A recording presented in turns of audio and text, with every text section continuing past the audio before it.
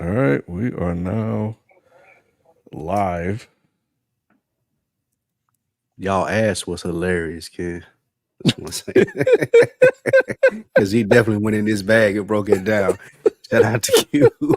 Bro, it's trying to like what Kendrick said. Rabbit hole still deep. I can go further. I promise. Yep. All right, let a few folks get in here. Yeah, man. Yeah. What up, Rob? All right, I think that's good enough. Hope everybody's doing well tonight. Shout out to B. Make sure you guys check out Dead End Gaming. He was over there streaming Prince of Persia before I hopped on. What up, Adrian? Ooh, Adrian, you're a Cowboys fan, aren't you? Yep. Okay. Let's go, Adrian. Right. Just checking. You see the hat that Lou got on today. Spike Lou hat, man, coming soon. Coming soon. I ain't no Cowboys hat. It's Spike Lou hat. That is our opening story, our lead story. So, which we are about to get into right about now. Welcome to Dead End Sports, the place where sports opinions collide. 13 years of experience bringing you the hottest take and in-depth analysis. We once again are here to recap everything that took place in the week, and we are in football season. So, what are we talking about today? Well, week 2 was definitely eventful. We had the Cowboys losing to the Saints, the Bengals losing to the Chiefs, the Ravens losing to the Raiders, and Bryce Young got benched. I'm sure that will come up. And some Caleb Williams talk before we close out the show with our weekly picks. So make sure you guys stay around for that. My name is Kenneth B. Inge. Joining me on the show, we have Nick Spike FIFO, Shelton, and after a heartbreaking loss in which this man was losing it in the chat, Q is here to lose it in front of you guys. What up, everybody? What's good? What's good? What up? Chilling. It'll be an explosive episode.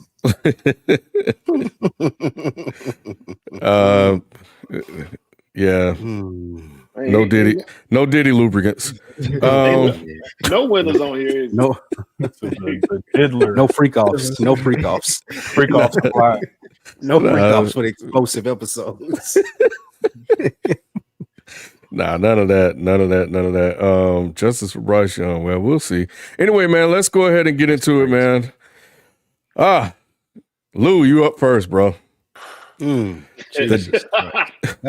Kid, before you start, the Eagles lost more recently than my Cowboys. Why am I up first? No, they did something. That's They did crazy. something last night. We did a recap last night. Yeah, The reason why Lou is up first because he's had that whole speech last episode talking about the Cowboys #1 team, the biggest. I didn't say brand in I didn't sports. say any of that. I didn't say. He said I the said biggest the biggest brand. brand in sports. Yeah. The reason that I asked you to add the game for us to pick to the schedule because I thought that it may be possible that we lose. I know we get our ass kicked, Shit, but nigga, I told you.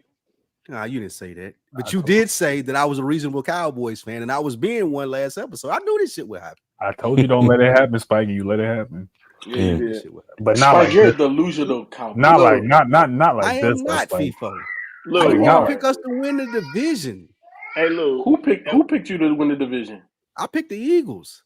Hey, Lou, I'm not a delusional Cowboys fan, at what contrary to point, popular belief. Lou, quick question for you. At what point did you turn off the TV? First half. At the end of the first half, it was over. Yeah, he wanted to get something to eat after the second quarter. I turned it to red zone after the end of the first half. So, okay. I see what's going on.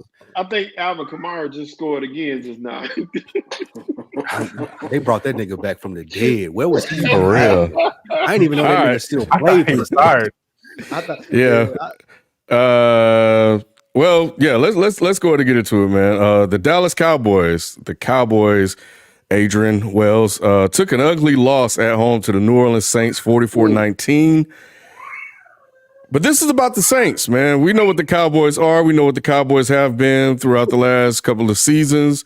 Let's talk about the Saints, man. Are the Saints a legit contender in the NFC, or did the Cowboys just shit the bed? And real quick, before I hand it to you guys, because I'm mostly going to be driving the show tonight, shout out to Jalen, man. He is a Saints fan, and he's had it rough. He definitely had it rough last year. And and they're all the Saints are marching in. So shout out to him. He might be the only person with the winning team on this panel tonight. So anyway, man, what do you guys think? Spike, please. Spike. Go. Yes. You gotta start this. Yes. Come down to the congregation, bro. We all got something to say. No. Because you know, Spike is you, then it's me, and then it's Nick. Like we all on the top of the block. That's what I'm saying. We all okay. I bet. Together. Yeah. Definitely shit the bed. I do not think the Saints are good. We've seen this from David Carr before. Like, whip-de-doo, nigga, you scored on however many opening drives. All the shit they're trying to push out there about David Carr being good, we know that's not true. We've seen this before, and it's just not true. The fact of the matter is, nothing changed from when we lost to the Packers in the playoffs. We still can't stop the run, and we still don't have a running back that can run the ball. Tony Pollard was even better than the people that we have right there now.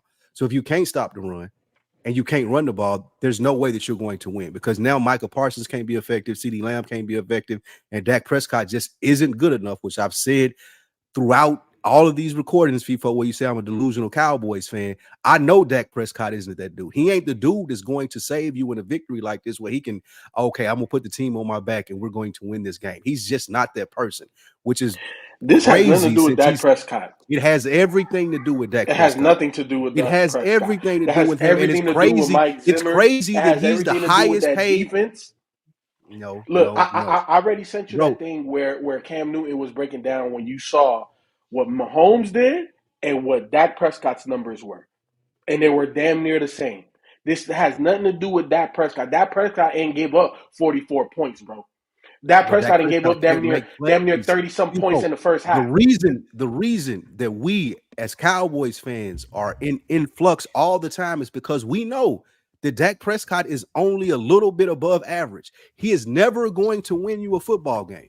That's not going to happen, especially if you're in trouble like this with the Saints. Yeah, he can beat sorry teams, and I don't know if the Saints are sorry or not. He is a front runner. I will agree with you there, Shelton. But he's never going to be in the position where you're seeing someone like Kyler Murray, like, oh, he won that game for them. He's never going to be in a position like even you saying with Patrick Mahomes before, he still will do shit to win you the game. Dak Prescott will do so much to not lose you the game, but he ain't never going to step up and be like, we won this game because it was Dak Prescott's doing. And in games like this, that's what you need him to do. And that's why you would pay him $60 million if you was trying to win. But if you ain't trying to win and you're just trying to be Jerry Jones in the highest valued franchise in sports, and this is what you do. You pay him, we meander through seasons and like, okay, you win some, you lose some. But it 100% is on Dak Prescott. See, and this is why I call you a delusional Dallas fan. That's wild. He said Kyler Murray, though. God, I never would have thought you. Did you see Kyler Murray week 2? I saw him week 2, but that's wild that you use him for example. Go ahead. He's better than Dak Prescott. He's better than Dak Prescott. This is the reason why I call you a delusional fan right here, because this had nothing to do with Dak Prescott. I don't give a damn who the hell you are. You down that many points in a barrage, and your defense is not helping you at all. That defense was atrocious. Score, wait. You're the highest paid fucking player in football. Score. Because you have the best defender, Mr. Delusional. You talk about Micah Parsons like this guy is the second coming of Lawrence Taylor. They don't got to run the ball. Spike. They don't have to pass the ball. Micah Parsons he's delusional himself. Is he one of the better defenders in the NFL? Yes. But whenever somebody hits him in the mouth, whenever it's time for him to step up, look what happened. Because what do you mean stop? Where was that defense, Spike? If he's the best, I got He Max He Crosby is. and TJ over He's him right now. not. No, they He's not better not, than because if him. he wasn't, Spike, they wouldn't have put up 44 points in the ease that they did if he was one of the best. 2 Well, tackles. they had a good game plan. 2 tackles. A good game. Like Michael Parsons 44, can't do giving like, up bro. He 44 is a don't good play. game plan. Michael Parsons is a rush defensive end. So At he best, can't be he's the a middle best player in the linebacker. Now No, you he can't play just shoot it back. cornerback. Hey, He Sheldon can't be the FIFO, best he player in the can't play. game, though. He can't play cornerback, and he can't play safety. He He can't do can't be the those best player. things. He's But not. he He could can't. go. He can go without affecting the games. Lou, he can't be the best defender in the game. If I don't TJ have to Watt don't. pass, TJ but Watt he's don't go games effective. being ineffective. But he's effective because TJ Watt has better people around him. Like TJ Watt, Even when people are TJ hurt, Watt's even team, when people are hurt around real him, quick, TJ Watt is that guy. JJ his Watt team- was that guy. Miles Garrett is that guy. Max What is we talking? Crosby Max is better Crosby than- is that guy. That's not Is none, that none of guy. that's true.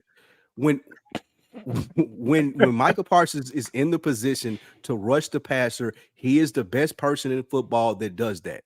If I'm not playing on a team that puts me in the position to rush the passer and I can't maximize my abilities, then no, I'm not going to be good. These niggas ran away with it from the beginning, and that had to do with the offense, and it had to do with the secondary, and it had to do with the linebackers. Michael Parsons don't play those positions. He needs to be put in a position to win. That's when he becomes the best player in football other than Patrick Mahomes. But if I can't put him in a position to rush the passer, then what are we doing? This is on Mike Zimmer. This is on Mike McCarthy. This is on the defense and Dak, but it definitely ain't on Michael Parsons. So he has to have perfect conditions for him to be. Michael Parsons. No, he has to be put in a position to win. And He's the best if at I'm rushing in the podcast. coverage, if I got to go back and guard tight ends, or if it's 2nd and 3 every fucking 2 downs, and there's nothing that I could do as Michael Parsons. He's a one-trick pony. That's what you're saying. So he's a one-trick pony. And he's the best at that trick. I mean, he's the best. He's the best. Y'all call it whatever y'all want to. He's the best at that trick. All right, listen. He's the best podcaster in the game. I'll give you that. But it's like beyond that, I can't even say Michael Parsons is top 6 defender in the NFL, bro. I can't give it. It's because you root for the Eagles. He's ninth in the league in sacks combined the last 2 years. Yeah, if that's all he does, how can he be the best if he's ninth in the best thing that he does? You got because 8 players. Our team hasn't had linebackers. No, I don't. Our team hasn't had linebackers in the last 2 years to stop the run.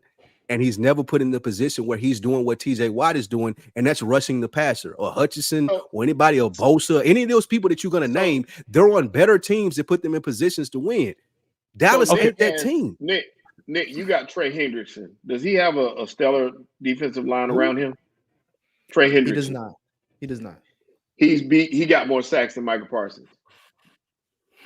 But I'll say this: like people like Aaron Donald were making a name with and before the Jalen Ramseys and all these people came like 10 years before he won the Super Bowl. Mm-hmm. So you have guys who've been doing it. Like Fletcher Cox was doing it at that position before. You know what I'm saying? We got a stout defensive line to win the Super Bowl. Michael Parsons, he's a very gifted player, but the gas is way too much. But to shift from just picking on him, because I think he's a one-trick pony. The entirety of the game just showed that, much like the Eagles, the defense is really bad. The defense is really bad for Dallas. They cannot get pressure on the quarterback, and they're just way too light, bro. Like they're way too finesse. But isn't that Micah's trick though? That's my point. Is like for somebody like Michael Parsons on that defense to get so much slack from the Dallas Cowboy fans, you would at least see 2 or 3 plays a game where you're like, that's why we pay him regardless. Because all right, he gets in the backfield, he gets a strip sack, we at least get another possession. Okay, he stuffs Alvin Kamara for a big loss, and we get a big 3rd and down. You know what I mean? Like there's not those plays I see when you neutralize him. It's just, oh shit, is Michael Parsons playing? And I think that's where, just completely unbiased, Spike, that's where I see it, where he disappears off the screen for me. He doesn't pop anymore. Even when the Steelers are getting routed by the Chiefs, TJ Watt's getting to the backfield and he's getting his hands on Patrick Mahomes. I don't see that happening. Max Crosby got his hands on Lamar Jackson, and everyone thought that, oh yeah, the Ravens should be beating this team pretty handily. Max Crosby's getting his hands on guys on the 49ers. You see them getting the back. It doesn't. Micah, once O-linemen start putting their hands on him, he's like the defensive Kirk Cousins, man. Can we get some Cousins, some Saints love or something? Clint Kubiak is going crazy. I was gonna say, I was letting all the Cowboys talk go out the way first, but I set up the question like that just for Jalen, just so we can say that we at least acknowledge the Saints. Now, the Saints is balling. The Saints is balling. Now, I'm not like to lose point. I'm not sure how long this lasts because we have seen a season where Sam Darnold started off 4-0 with the Carolina Panthers, so we know how we've seen Derek Carr do this before. I don't know if we have though. I really don't know if we have. We have. He was in MVP conversations in Oakland. They damn near started out 8-0. I want to say. Well, I'm just saying this. The way the Saints are playing, they like what's his name? Rashid or Rashif, the receiver. He's been balling since coming out the gate this season.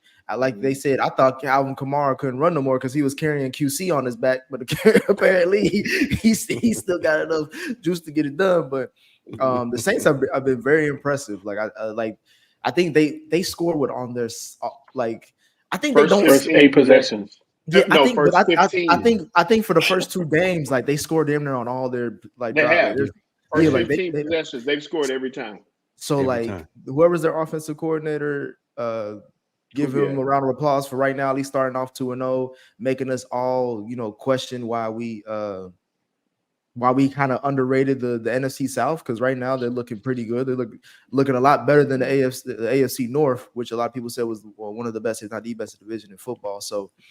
I'm giving a lot of love to the Saints, at least for up until this point in time, because they're 2-0, they're undefeated, one of the few undefeated teams in the NFL, and you got to give credit where credit's due. Now the Cowboys, I'm not really worried about the Cowboys because I think they're going to still get 12 wins. They always have a shitty game against some random ass team, and I think this is just one of them.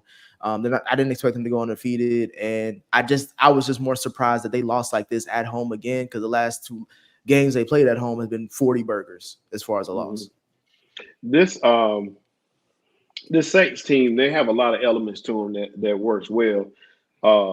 Both lines played super well in this game. You got some guys on that team that were fearless. It was yards. Alvin Kamara was 3-4 yards down the field before he was touched by anybody on several of those plays. So they dominated up front, which is how you win football games in the NFL. Second thing about the Saints team that I do notice that is not getting mentioned enough is them DBs is dogs. All them dudes is dogs, and they all come to play. They use Kool-Aid, he was actually playing in a reserve role. He started because I forgot who was in front of him that got hurt, but he was one of the MVPs in just dogging it in this game. He was killing it, and they deserve a lot of credit because they punched Dallas in the mouth, and they never let off the gas. There was nothing anybody could do, and that did kind of that could have did something. That could have did something if he was a better quarterback. Once again, the same thing. He would have had to score in every possession, and that's not realistic. I mean, you make $60 million a year, you should be able to do that. No, because Pat Mahomes. I don't know why that's I don't know why that's out of the question. We ain't talking about Patrick Mahomes. They got a better football team than we do in Dallas. I'm talking about if I'm paying, and Patrick Mahomes is not the highest paid person in the league. Dak is, but he's the best. But he's the best. And if the best can't even do that's that, relative. then what's the expectation? No, what do you mean that's relative? The expectation is, FIFO, the expectation is if I'm paying you to be the highest paid person in the league, then you should make me be able to compete every week on a weekend and week out basis. It shouldn't be no football games like this. It shouldn't be no football games like this. Don't look at the money, man. Don't look at the money. You look at the value that you bring to the team. And he brings a certain value. he keeps Dallas competitive year in and year out. Now, does he? Yeah, he does. He falls in the playoffs, but you can guarantee you're gonna be there most years, and you're gonna get a shot. I like the expectation is I do like you that. can't if you pay somebody $60 billion and you can't expect him to go out and compete with Joe Burrow, you can't expect him to go out and compete with Patrick Mahomes or fucking David Carr on a weekly basis, and you're saying, oh well, I had to score every time. Yeah, nigga, that's your job. That's what we pay you to do. Hey, before you go, people, I know Lou don't care about Derek Carr because he keep calling him David Carr. So he is upset. He is upset. You know, man, Derek, nigga, it's Derek. Spike. And then we'll move to the next topic after this, people. They don't pay Dak to tackle. They don't pay Dak to go get interceptions. They pay your boy Micah to go do that. They pay your boy Dak to go score points. And the last time I checked, last season, they were the number one offense. That's partly why he got the bread that he got, right? Shelter, everything you said, I agree with you. But at the end of the day, again, this didn't have nothing with Dak. What did they score 20-some points in that game? 19. 19, okay, almost 20. Almost 44 points given up by that defense, dog, is the reason why you lost. Address the right side of the ball. Stop talking about that. There was nothing that Dak was good.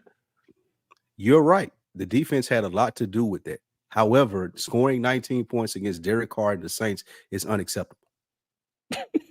Unacceptable. Let me ask you if this is acceptable. Joe Burrow, 0-2. The Cincinnati Bengals are now 0-2 after losing to the Kansas City Chiefs on the road 26-25. Did the Bengals lose this game or did Kansas City win it? Nick. What say you, Nick? The one thing I'm glad I don't have to say is that I'm glad everybody basically watched that game because I think the statistics came out that it was like over 28 million people watched that game. I think it's the most highest rated game, a CBS afternoon game in like the last 2 decades or something like that. So I'll just cut the short and sweet to the main points. In my opinion, Bengals fumbled that football game.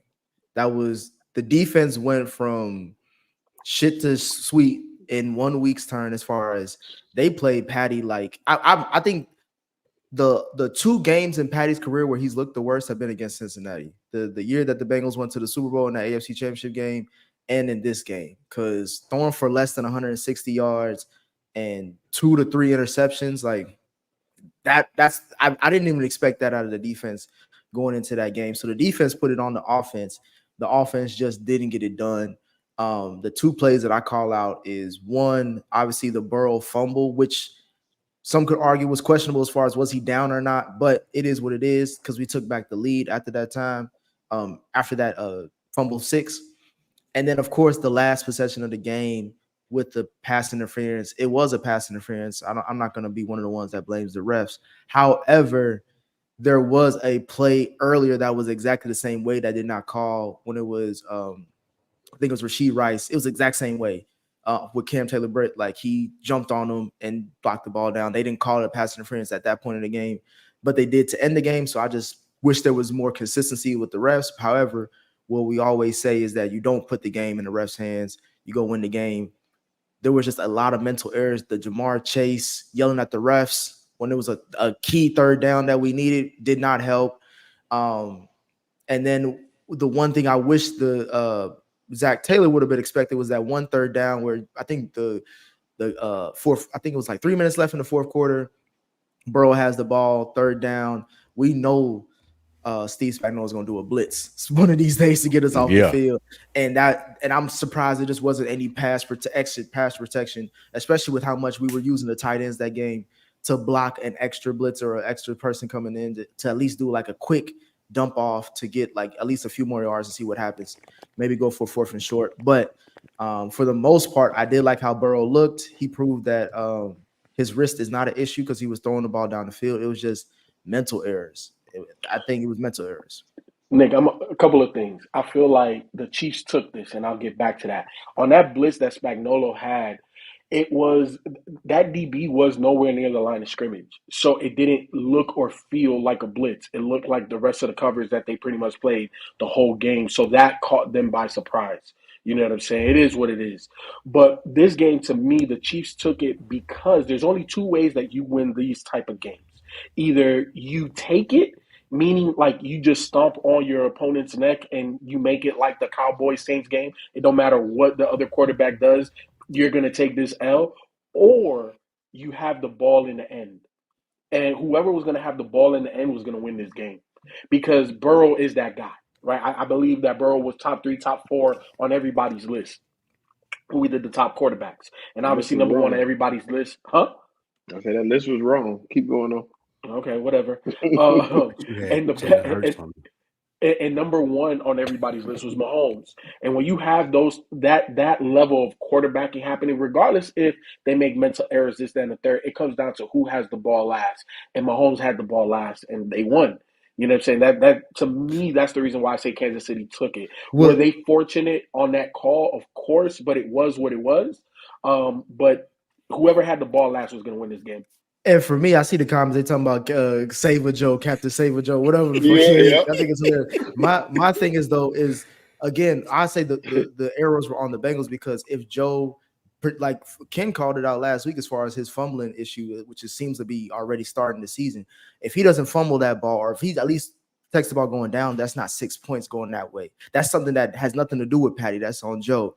And with the defensive pass interference, regardless if everything stayed the same, if the defender doesn't jump early, it could be a different game. Now, granted, Patty threw it right to the guy's hands or whatever, but situational football, you just don't know if the guy was going to make a play. And it was a rookie, so it's just another rookie mistake that the Bengals players made in a key game.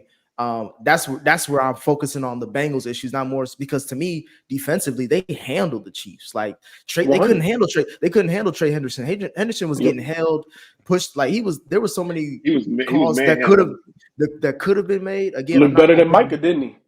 I'm not gonna put this on. I'm not gonna put this on the rest, but there was just a lot of calls that I was like, okay, it's the Chiefs at home, so they're not gonna give us that.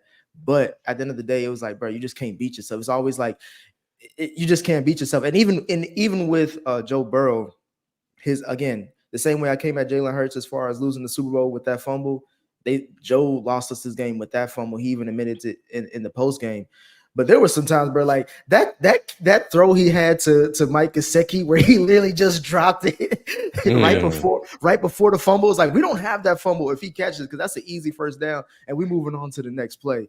It was a frustrating game, but that's why I'm drinking now because it was a game. It was a game that we needed to win. You know what I always say about football. Hold on one second, real quick, because this don't have no retort. You know what I always say about football? It's not if you make mistakes, it's when you make mistakes, and that's what this game came down to. Good point. You think Joe Burrow did enough to win that game for them? Yes, because they still had the lead at the end of the game.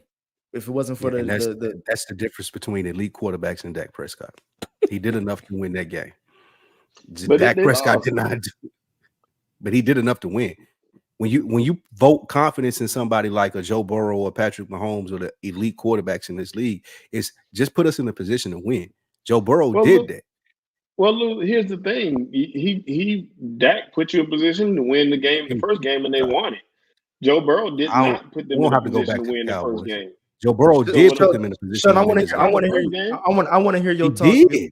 Well, we ain't on the Cowboys. We already talked about the Cowboys. Sheldon, what's your thoughts on this game? Because I can already hear the haterism in your voice, so I just want to get it out the way. No, I'm just being real. If we gonna keep it real, let's keep it like you like to say. Let's keep it a bean. I mean, he's been unimpressive in these first 2 games. Now, I will grant it the fact that he's not.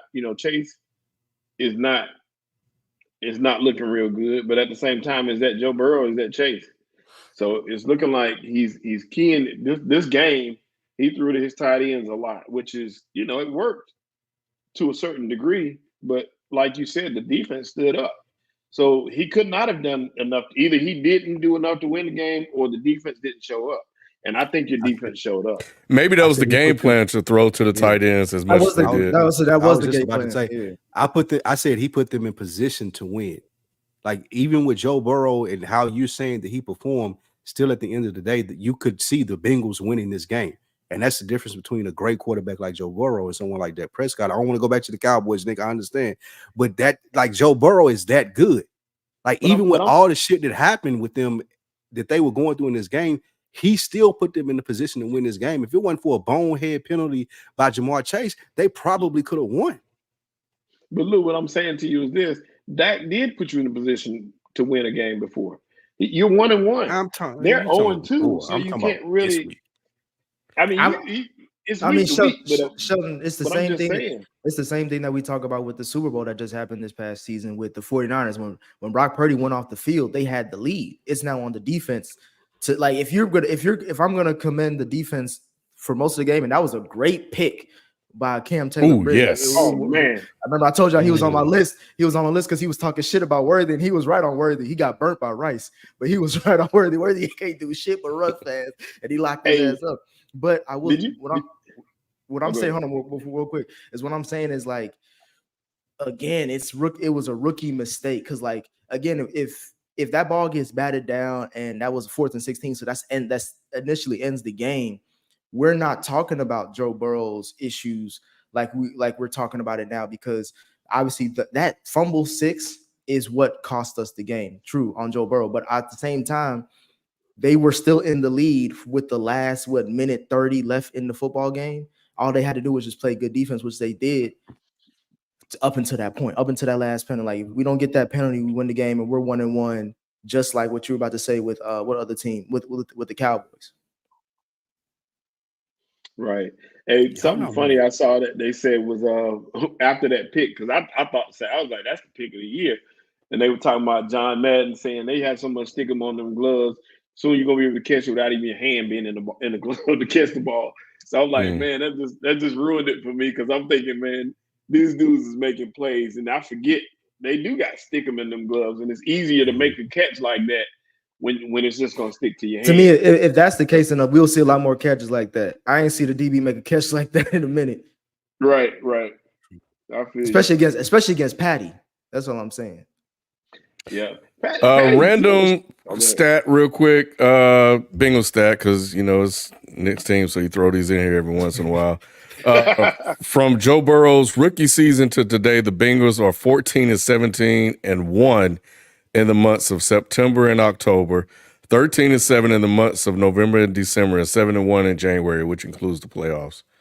That's pretty good. That is all to say is I'm not worried until week 6, week 7. Because we got some easy games. We got the Commanders, we have the Panthers, and we got the Giants in the next 4 games. We do face the Ravens in between that. If we're not at least 3-3, 4-2 by that time, like we lose more than 2 more games basically coming up in the next 4 weeks, then that's when I'll really be concerned. But I'm not really concerned now. I like how, again, if T. Higgins is playing, he's dealing with a hamstring, we may see something different. But Andre Yoshivas stepped up. I just want to see what this team looks like as we go along the season. But we got to be at least 3-3, 4-2 by the time we get to week 6, 7. What were you about to say about Patty? Shelton? Oh, I was saying they're winning these games, but I'm still watching Patty. I don't know if it looks right. And it's not necessarily him. It's the fact that this cast of characters that he has out there with him. But then again, he does this every year. He has a bunch of people that you do this every year. Y'all do this every year. Y'all doubt Patrick Mahomes. I didn't doubt Patty. I didn't doubt Patty. I was with you. I told you that. I was with you. You can't. No, I was with you. But it's just looking at these guys now. It's funny because we don't know. Now I will say this year, it's going to be interesting to watch now that Pacheco's going down for 6 to 8 weeks. Because IR. He's on IR. And then the rookie got the fumble. Like, we had 3 turnovers. Carson Steele. One of them was on the rookie. My thing with, I guess, quarterbacks in general starting off the season are all looking, at least the ones that we consider elite, they all haven't really played that well. And maybe it's and a lot of people keep on bringing up the lack of preseason and why everybody looking rusty. We'll see how it plays out. But I mean, shit. Again, I never criticized Patty. I always criticize his team. Now, they're regardless, the worst of Patty is still 2-0. So right. To address your point about the lack of a good quarterback play, it's the offensive lines. Like, the offensive lines are not good. They're terrible.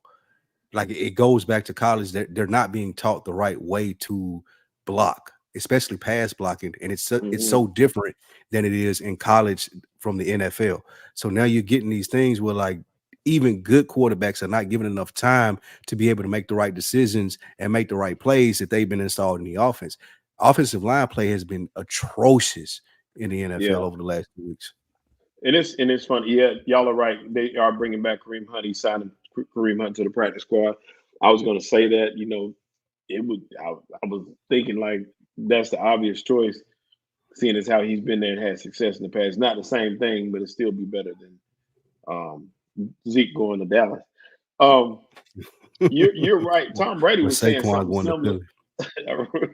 Tom Brady was saying how did that work similar. out last night? I know, right? But he was talking about, they don't have programs in college. But you allude on what you were saying, Lou. He was saying they used to have programs where, you had to work your way up the depth chart to get to a certain position. So you had to actually work. He said he was 7th string when he got to Michigan and worked his way all the way up to a starter. When he got into the NFL, he had to work his way up. He said they're rushing these guys out here and you're expecting them to be day one starters without playing the preseason snaps that they need to play, without getting enough reps to get them out there and be prepared to go out there. And this offensive lineman, it's all around, and these guys are being microwaved and rushed out there. Everybody's not Joe Burrow. Everybody's not going to hit the ground running that first day and be prepared. It's just not going to work like that. And without the preseason, I don't know how you can do it with the preseason. These first few weeks, to me, are the preseason. So, it's going to be difficult to. And when you look at the stats, I think the league wide, they're only averaging like 180 some passing yards. That's like horrible. I think last season, I think the league averaged like 220 something, 230 something yards a game, and we're almost 50 yards down. So yes, it is O-line play. I think it is defensive adjustments, and I think quarterbacks and offenses are just not in rhythm these first. I keep saying it, 2 to 4 weeks. You got to give them a little bit of time, because especially offensively, it's choreography. You know what I'm saying? It's choreographed. You have to understand and have a feel. Defense, you can kind of just go out there and let the dogs loose a little bit. Offense doesn't work that way, and we're seeing it. I wonder if that program going to help DJ in Clemson, because he's been in every program. No. It's Tom Brady want to talk about goddamn programs and shit. Oh yeah, he's in Florida State. My bad. So he jumped too fast. Any other thoughts on the Bengals before we move to this next team in that same division? All right. I want Nick to stop being so nice, though. Nick, you got to come back to Atlanta. I think they can still win that. I think they can still win that division. Who? I think still, even at 0-2 and only 5% of the playoff teams to start out 0-2, only 5% of teams that make the playoffs start out 0-2. I still think the Bengals can win the division. I think that stat's going to start changing over the years, especially with teams playing less and less in preseason and working this stuff out in the first couple of weeks. You're going to have teams start hot that aren't really good, and then the good teams are going to catch fire. So yeah, that's a cute stat and it's an accurate stat, but I would love to see that stat over the next 5 to 10 years. I wish you can. Yeah, and parity is real. All right, man. Well, what about the Ravens, Spike? Do you think they can win the division? They are 0-2 after the Las Vegas Raiders secured an unexpected comeback victory against them on the road, 26-23. The 2-time MVP. Which side of the football concerns you more when it comes to the Ravens, the defense or their offense?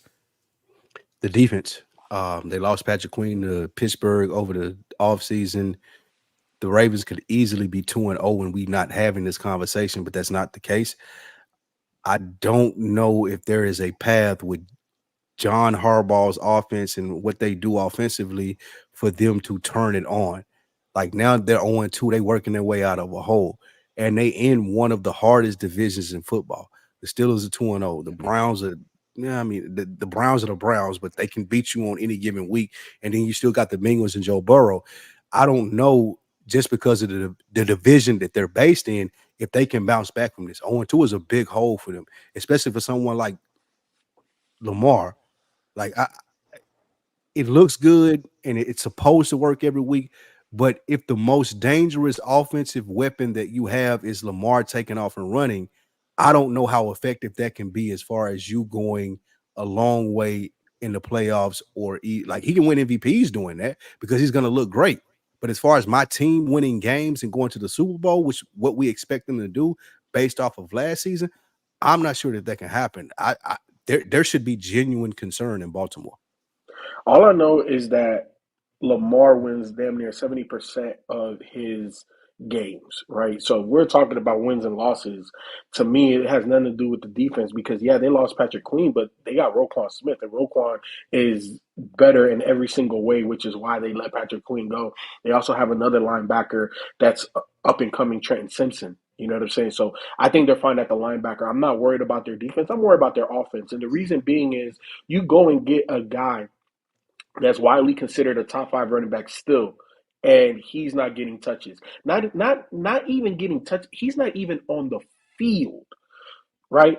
And we know that their best offensive weapon outside of Lamar Jackson, the best pass catching weapon that they have is Mark Andrews. Mark Andrews is not that he's not even getting catches, he's not even getting targets. So to me, what's concerning is the offensive side, and it's not the personnel, it's the play calling, it's the packages, it's how they're utilizing this offense that is supposed to be elevating Lamar so Lamar doesn't have to run as much. So Lamar can take his foot off the gas. So when he does have to put his foot on the gas, it's, oh, they're a juggernaut. And that's not happening. So to me, I think that, I'm not saying that Derrick Henry is the best running back in the league, but I think Derrick Henry still has enough in the tank for him not to be in the game on critical possessions. In the last 10 minutes of the game, what the hell? Why did you go get him then?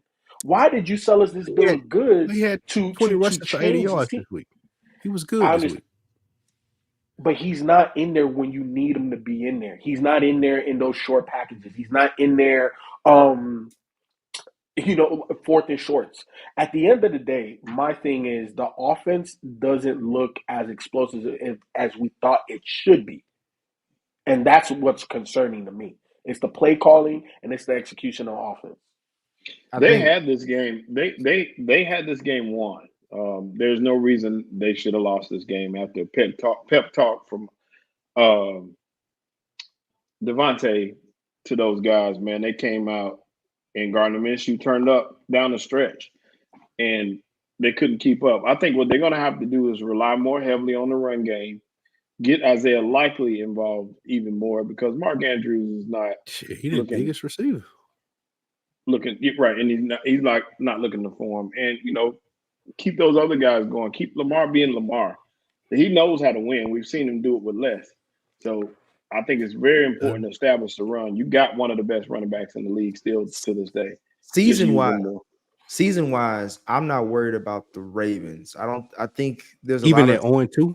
Even at 0-2, because like FIFO said, Lamar wins regular season games. Like you don't have to really question him in that.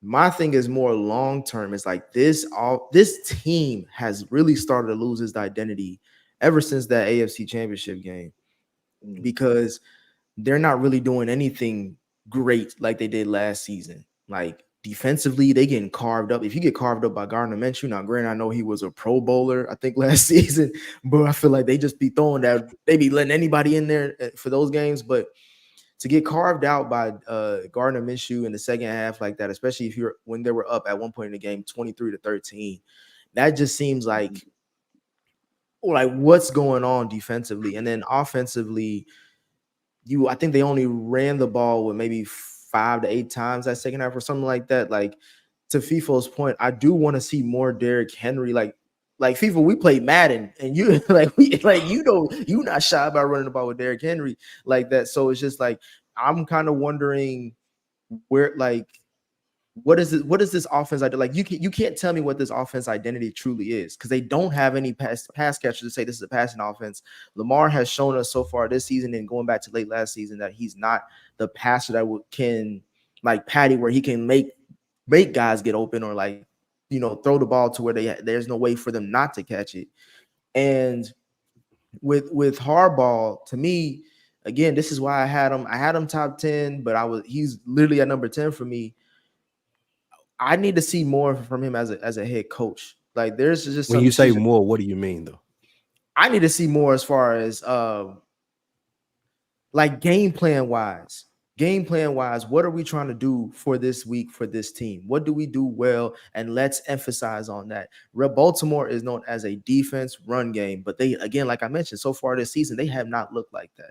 Their defense, their secondary is getting carved up. And Devontae Adams had 100 yards and a tutty and stuff like that. Like, it's like, come on, bro. Like, what are we talking about here? I mean, like, this is Devontae Adams, though. He is. Yeah, but it's Gardner Minshew. That's what I'm getting. But Gardner has. You look at his numbers. Every time he has an opportunity to start, he is beyond solid. So, but Nick, I do agree with you with John Harbaugh, and that's the overarching point I was making. I focused on the offense, but you know what I always talk about? I feel like the greatest coaches can creatively scheme guys right open and get your quarterback a couple of easy throws and get a rhythm. But I 100% agree. What is their identity? You go get the most bruising back in the league, but you're not a bruising offense. You have one of the top. My bad. Go ahead. You have one of the top 3 tight ends that is not just a pat. Like he is a physical guy out there. He looks and maybe he's not back right 100%. We don't 100% know, but he's out there, right? But you also have Isaiah Likely. I just don't understand what the identity is. The identity is we have one of the most dynamic players at quarterback ever to play the game, and we want to put the ball in his hands in order for him to win games for us. But I don't think that the rest of the team, the defense, as I said in the beginning, they're not doing enough for. But Lou, if we're depending on Lamar Jackson to win us the game, they're not doing enough to do that for him. But Lou, you've lost the last. How is it not? You lost the last 3 games.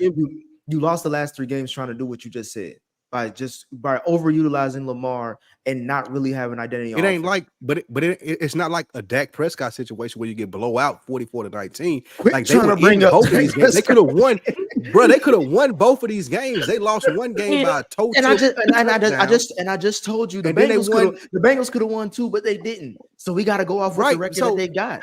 So the identity for Lamar Jackson isn't wrong. They just not doing the right stuff in the coaching room to continue to put him in the position to win the game. If the only way we can win games is Lamar Jackson running and doing everything, it's the same thing that we've said about Josh Allen in the past. Like if we do too much with this quarterback, it really doesn't give us the results that we want. It will win us a few games here and there, but like you mentioned, starting off 0-2 isn't good. The only reason why I give the Bengals grace is because I've seen them actually get to the playoffs, deep playoff runs by doing it. But no, I don't want no one start. I don't want my team, or I wouldn't. If I was a Ravens fan, I wouldn't start 0-2, especially losing at home to Gardner Minshew, bro. Y'all, my problem here. And I hold on real quick, Q, and I hand it to you. I just got a statement.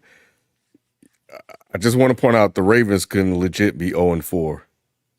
Yeah, they next few games. Next few games is up. You got the schedule up, kid? I'm about to. They play the Bills and then they play the Bengals. And I think they play the Cowboys this week. Oh, I'm sorry. Yeah, they play the Cowboys, Bills, and then the Bengals. So they'll be. They could be 0-5. What you got, Q? They'll be at least 1-3. Then. What you got, Q? Q just hating. He think they're gonna beat the Cowboys. Skip over Q. What you got, Chef? Playing the Ravens. I mean, good Lord, no. No, I mean, John Harbaugh has always been a little bit fraudulent. Like, I don't think that he's like Joe Flacco saved his career. Like, you know what I mean? That miraculous Super Bowl with Ray Lewis, John Harbaugh never really gave me like top 5 coach. He was always a beneficiary of like miraculous runs. And once again, like Lamar Jackson saving his career again by being this miraculous draft pick. It's just, he's never been a guy that have schemes, never been a guy that, had an offensive identity. He's never really had much, but he's had solid defenses to great defenses. It's kind of like Lamar is like a Ferrari, but you don't take a Ferrari to Walmart. You know what I mean? You take your Subaru to, you shouldn't. You take your Subaru to Walmart because you don't want to put unnecessary miles on it. You feel me? Like you don't take your Maybach to fucking Texaco. Like, you know what I'm saying? Like that doesn't make any sense. you take your Honda to the small places. And what I'm saying is use Derrick Henry. Like Derrick Henry should be for, you know what I'm saying, short yardage situations, and they need to lean on him. I would run him 3 straight downs. Like I would just see what the offense looks like. I would bring more, you know what I'm saying, like run option with him just to see what it could look like. You should experiment over these next 2-3 weeks just to see what it could look like if you're a more run-centric offense. If you're using too much of Lamar Jackson's skill set, like I said, man, don't take your luxury vehicle to Publix. Like, you know what I'm saying? Like who appreciate hold on, Nick. It's kind of like when the Lakers got Braun and AD, right? Like, you know, those two are your best guys. Put them in pick and roll. How are you going to guard it? So with Lamar and Derrick, put them in RPO situations. Like what are you going to do? That shit ain't like gonna work. I don't think it's gonna work because Derrick don't run good side to side. Hold on. First off, you RPO, you can run straight down the middle. Like, you know what I'm saying? And I'm not saying do that the entire game. What I'm saying is that you got to make the defense make a decision. We don't get pounded paws by Derrick Henry, or we gonna, you know what I'm saying, let Lamar get loose on the outside. 2-time MVP is 0-2. Man, y'all getting soft, bro. I'll say getting this. soft. Where the Leroy's at? I'll say this. Baltimore is. What do you mean when you said that, Ken? What do you mean? Sorry. Nick, my problem is that Baltimore doesn't really have scary offensive talent outside of Lamar is the system. We know that. But the QB can only do so much. And it's like, I'm not really moved by Zay Flowers. I'm not really moved by Likely. I'm not moved by Mark Andrews at this stage of his career because he's been, bro, this nigga getting in car accidents and shit. Like, he came, bro, like I'm not, like, come on, bro. Like, he's totally, I'm not moved by it. Mark Andrews is like, tight ends in the NFL now are just like auxiliary pieces. You have to be Gronkowski for me to give a fuck. You have to be Tony Gonzalez for me to be like, man. Like, even George Kittle and shit. Like, he gets like 2, 3, 4 receptions a game. Like, they don't feature tight ends like that. So when you build your offense around Likely and Andrews, okay, like Zay Flowers got a 60-yard bomb one time. It's like that's not enough for me to be like, okay, Devontae Adams, like I've been telling y'all, the best receiver in the game, and he proved it. The fact that you can put him with Gardner Minshew and take over the game.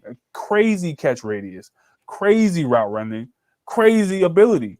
So if superstar quality shows up, I don't see superstar qualities outside of Lamar Jackson, and they refuse to use Derrick Henry to be a potential superstar. I'll say 2 things because I know where Ken wants to go. Hold on, Lou.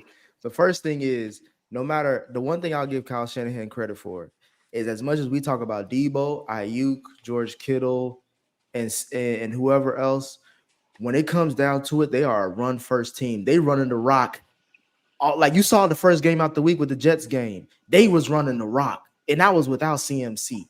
My thing is with the Ravens, they don't do that same mindset. Like, regardless of who we got out here, we running the rock. Now, I will say this, though, because Ken, I was being too mild-mannered, and Ken's right.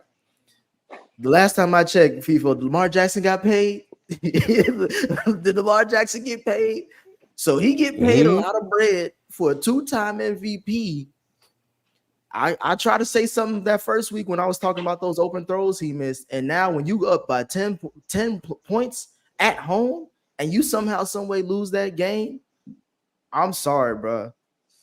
Again, I'm not really worried about the Ravens moving forward, but they are on watch. I know a lot of people got the Bengals on watch too, so I agree. That's fine, but at least I know the Bengals got an identity, and at least I know Joe Burrow know how to throw the ball down the field when he need to or to make a play. With Lamar, the Ravens, with Lamar, as much as we saying the Ravens this, the Ravens that, it's on Lamar to win you these games when it comes down to it. So that's their identity, though. That's the identity that you're speaking of. It's Lamar Jackson. But I need him to be an MVP caliber performer every year in order for them to be able to compete. And if he's not it's not going to happen. Like, y'all talking about receivers and getting Derrick Henry the ball in the defense. Lamar Jackson is the person who has to make this work. It ain't going to be John Harbaugh. It's going to be Lamar Jackson. And if he can't do that, then it's not going to work for the Ravens. If he can't, my thing is this with Lamar Jackson, though, is like we have to put more onus on where he's at currently in his career as a QB. Because at the end of the day, he's still a You QB. talking about somebody that won 2 MVPs? I am talking about somebody who won 2 MVPs. QB that won 2 MVPs. I'm talking about asking me where he's at. I'm saying where he's at. I'm asking you about. Let's be honest, where he's at, because for a 2-time MVP, we do not trust his arm as a quarterback. We do not trust him to be able to outduel Gardner Minshew at home. That's what I'm saying. That we're gonna have to. I'm just saying this. I'm not saying he's a horrible quarterback or whatever. I'm just saying this season we have given, and I'll say myself as well, given Lamar Jackson a lot of grace as far as where it comes to his development as a quarterback.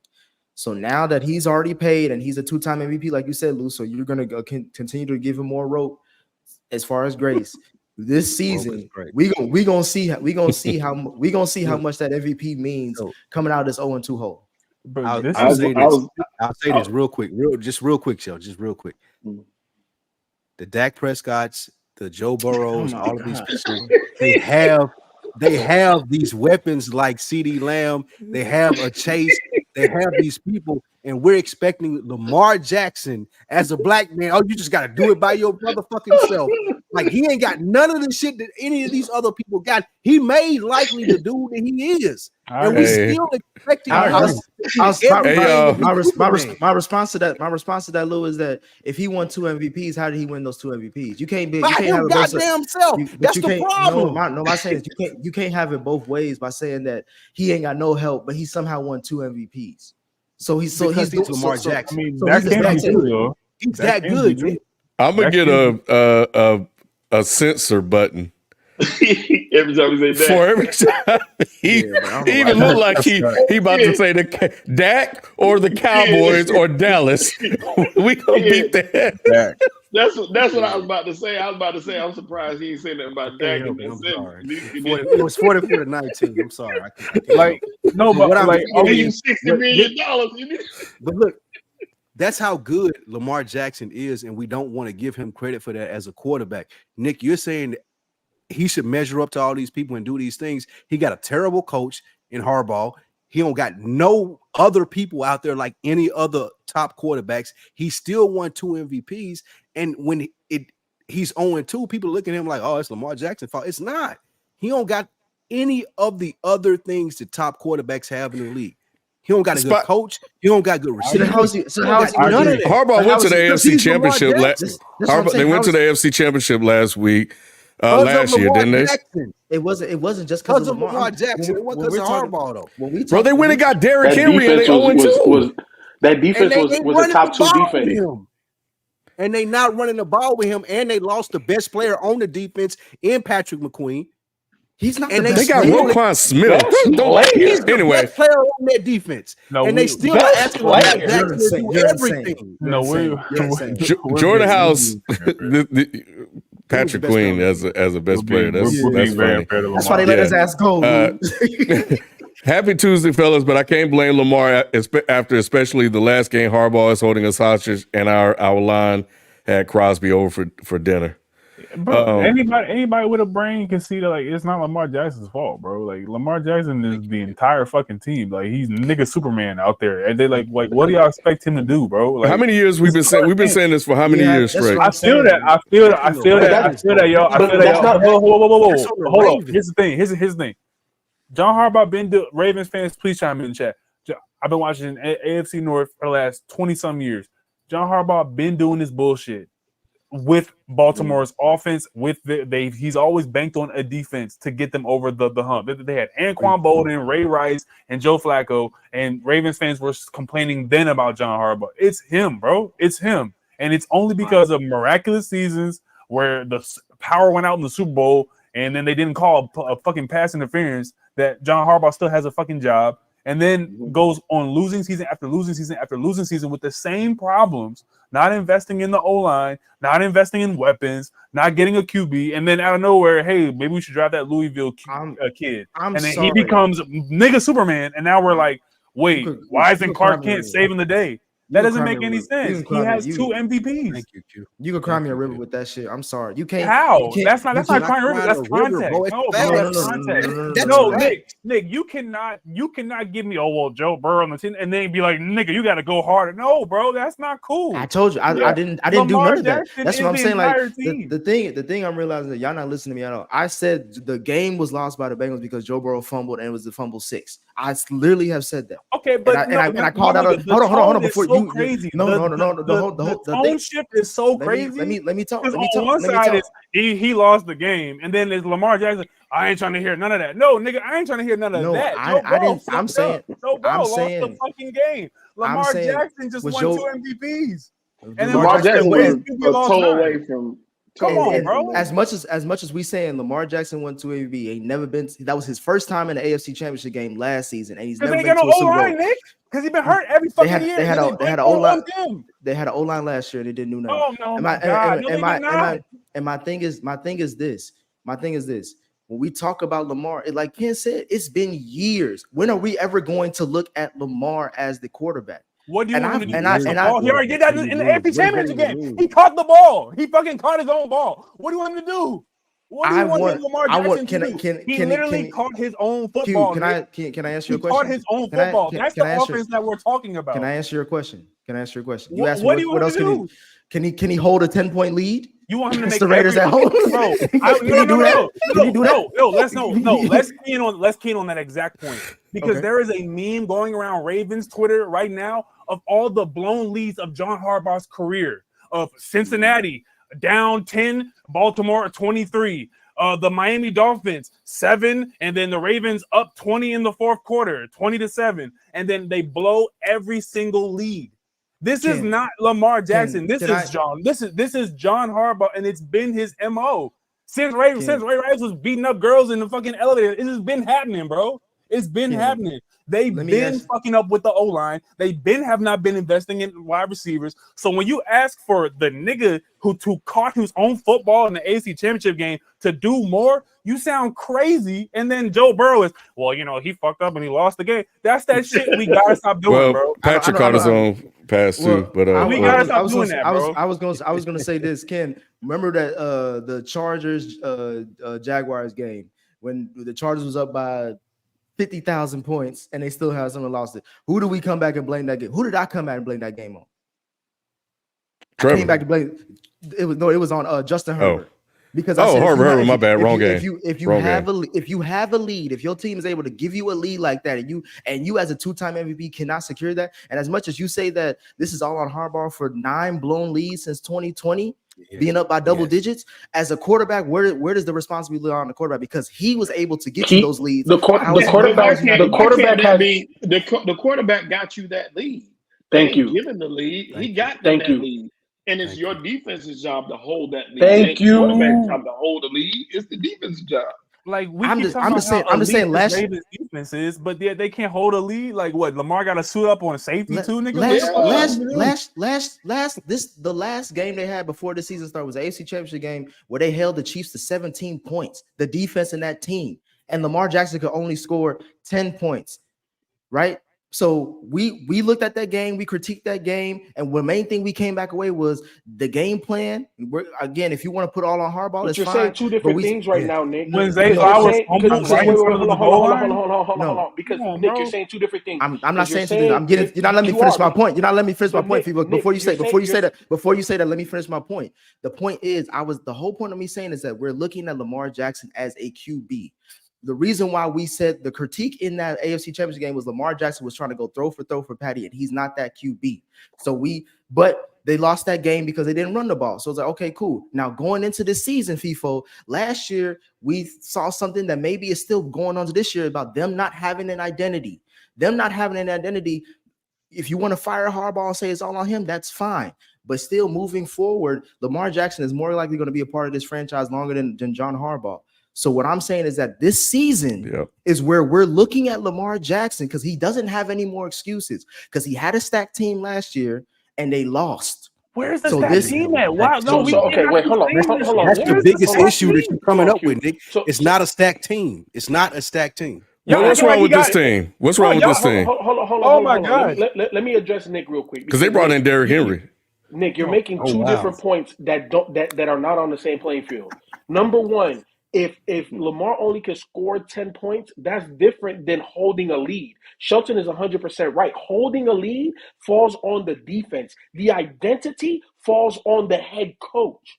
The greatest head coaches, the identity of that team is them. Why do I talk about the Lions so much? Y'all don't like the rah-rah guy, but guess what? The Lions are winning because of a rah-rah guy, and the way that they play is rah-rah. It is what it is. It is what it is. They went to the NFC.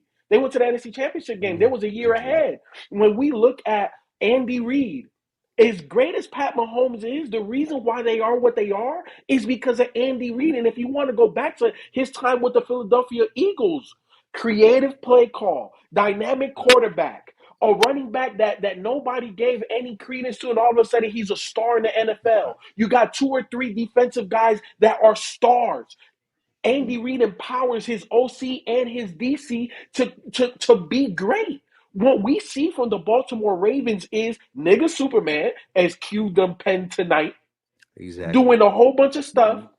Go do Superman shit. Go do Superman shit. And then you want him to hold the lead. Well, what's our identity, Nick? It can't be Lamar Jackson, go put on the cape. You're not going to win a championship that way. Now, the fact that he's a Superman and wins 70% of his games just says the level that he's at. But they need an identity. They haven't had that. That's on the coach. All right. Well, we'll revisit this conversation because it ain't going to be the end of it. So we've been calling for Harbaugh. We've been calling for everything. Lamar, so we'll see. I know people were happy when they got Derrick Henry. You know, now Derrick Henry old and they don't like Derrick Henry. So y'all need to make up your mind. But anyway, let's jump to coaching staff gotta know how to use Derrick Henry. All right. Anyway, and just to say on record again, the Ravens have blown 9 double-digit leads since 2020, which is the most in the NFL. But at least they had double-digit leads. This quarterback we know can't seem to get them double-digit leads, and we're talking about Bryce Young. Look like he might be. He'll start playing again. But anyway, Bryce Young, man, the Carolina Panthers have decided to bench Bryce Young for veteran Andy Dalton moving forward this season after an embarrassing loss to the LA Chargers, 26-3. Nick, I may owe John Harbaugh an apology, but we'll get to that, or whatever the other Harbaugh is. But we'll see how the season play out. But I'm starting to write my apology letter. Anyway, is it now time to have a conversation about Bryce Young being a bust? Because I tried to have a conversation with y'all last year, but Shelton didn't want to hear me. I didn't, man, and I didn't want to hear it because I feel like I said, this is the microwave league. We just talked about this. We all expect these quarterbacks to come out and be ready day one and to turn this franchise around tremendously, especially number 1 pick. Well, there's some cases where we got to really take a look at the franchise. Since David Tepper has taken over the Carolina Panthers, it is a shell of an organization. They are ran by imbeciles and idiots. So you put him in a position to where, first off, he does have deficiencies. We're not going to sugarcoat that. The guy has some things that he needs to work on, just like Tua did when he came in the league, and just like some of the other guys. They had a ton of talent, but they have shortcomings as well. And you got to know how to work around those things, and you surround them with the right cast of characters to get that done. Bryce Young was set up to fail from the beginning. Is he a bust? Considering the fact that he's the number 1 pick, we could probably say that yes at this point. But we do have to look at why his tenure wasn't successful. And it's the fact that, like I said, you put these guys around him, these no-name players in the wrong positions, wrong coaches they've been through. How many head coaches? Well, he's had 2 coaches already and probably going to have a 3rd soon anyway because Tepper doesn't hold on to anybody. It's a terribly ran organization, terribly owned organization. It's just awful. Which is why you defected? No. Yeah. I told you why I defected. It's quite clear. My owner is racist and was against my city. That's the only reason I'm going. I don't care about the wins and losses. I'm a Charlotte Hornet. So I love my place. It's just the fact that what the owner did to my city. I'm never gonna forgive him for that. When he's gone, I'll be back. How did you decide to be an Eagles fan, though? Jalen Hurts. Jalen Hurts. That's what it boils down to. I've always loved Jalen Hurts. Even more disgusting. Go ahead, Ken. We got to hear no more. But my last quick point on that though is hopefully I'm glad he's been benched, and I'm glad he is because all eyes were on him, and he was looking like a fool out there. And now I feel like this should take some of the pressure off of him. Hopefully he sits back and learns some of the game at this point and gets another opportunity. But if not, then we learned our lesson. Shelton, where do you, since you say it's the organization or putting a lot of blame on the organization, where could he go and be successful? What organization? At this point, he's damaged goods, man. It's going to be tough. Now, I will say this: if Houston, if the Panthers had done the same, if Panthers had done the right thing in the beginning and drafted C.J. Stroud, which they should have done, if he had went in Houston, I'm not saying he'd have been successful day one. It just would not have been as bad as it's been in Carolina. You would have had a couple more weapons to work with, a couple more people to play around with, to get him going. It would have been a little easier transition. But with Carolina, who's their number one receiver? They don't have one. You know what I'm saying? And you've been relying on Adam Thielen. Adam Thielen is your number one guy, and they don't have a number. They drafted Xavier Leggett. Xavier Leggett. He's not that. He's not. Yeah, he's there now too. But these guys are not. They're not that. The offensive line is horrible. They have no running game. Zero. None. Adam Thielen called Bryce Young a nigger on the sidelines last week. I get it. Shout out to Tweets Open Doors. He's not gonna grow 3 inches or gain 50 pounds. So he's never going to be. I don't know any of that stuff that you was just talking about. He can go anywhere and it's not gonna work. It's not going to work, bro. I'm not going that far. I think the Panthers are just a shit show of an organization. Because they gave up all that draft capital to get the number 1 overall pick. I do think it's revisionist history when we talk about C.J. Stroud being the no-brainer number 1 pick, when it's just more so situational football and settings as what we see. Revisionist history. He balled out. No one balled out in the college football playoff championships. And that's the reason people were saying he should be number 1. Even after that game, people weren't saying that Stroud was the overall number 1 pick. Second of all, only Tepper was saying he shouldn't be the number 1 pick. Only the Carolina Panthers owner was saying that. It was more than that, because even in our chat, we had Manny. I'm just saying this.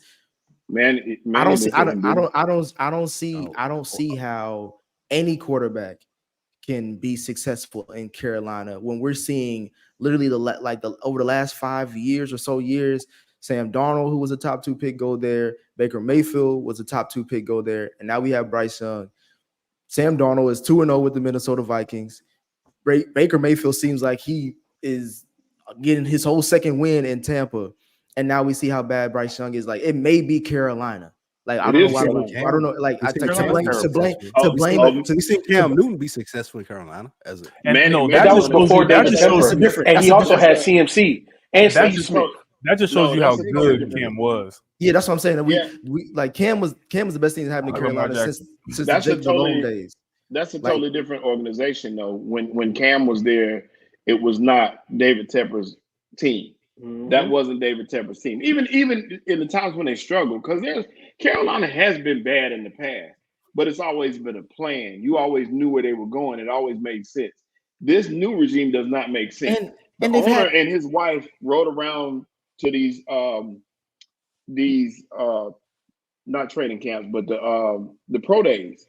So they the ones that decided. The team wanted to go in a different direction, but the owner and his wife decided they liked Bryce Young the best.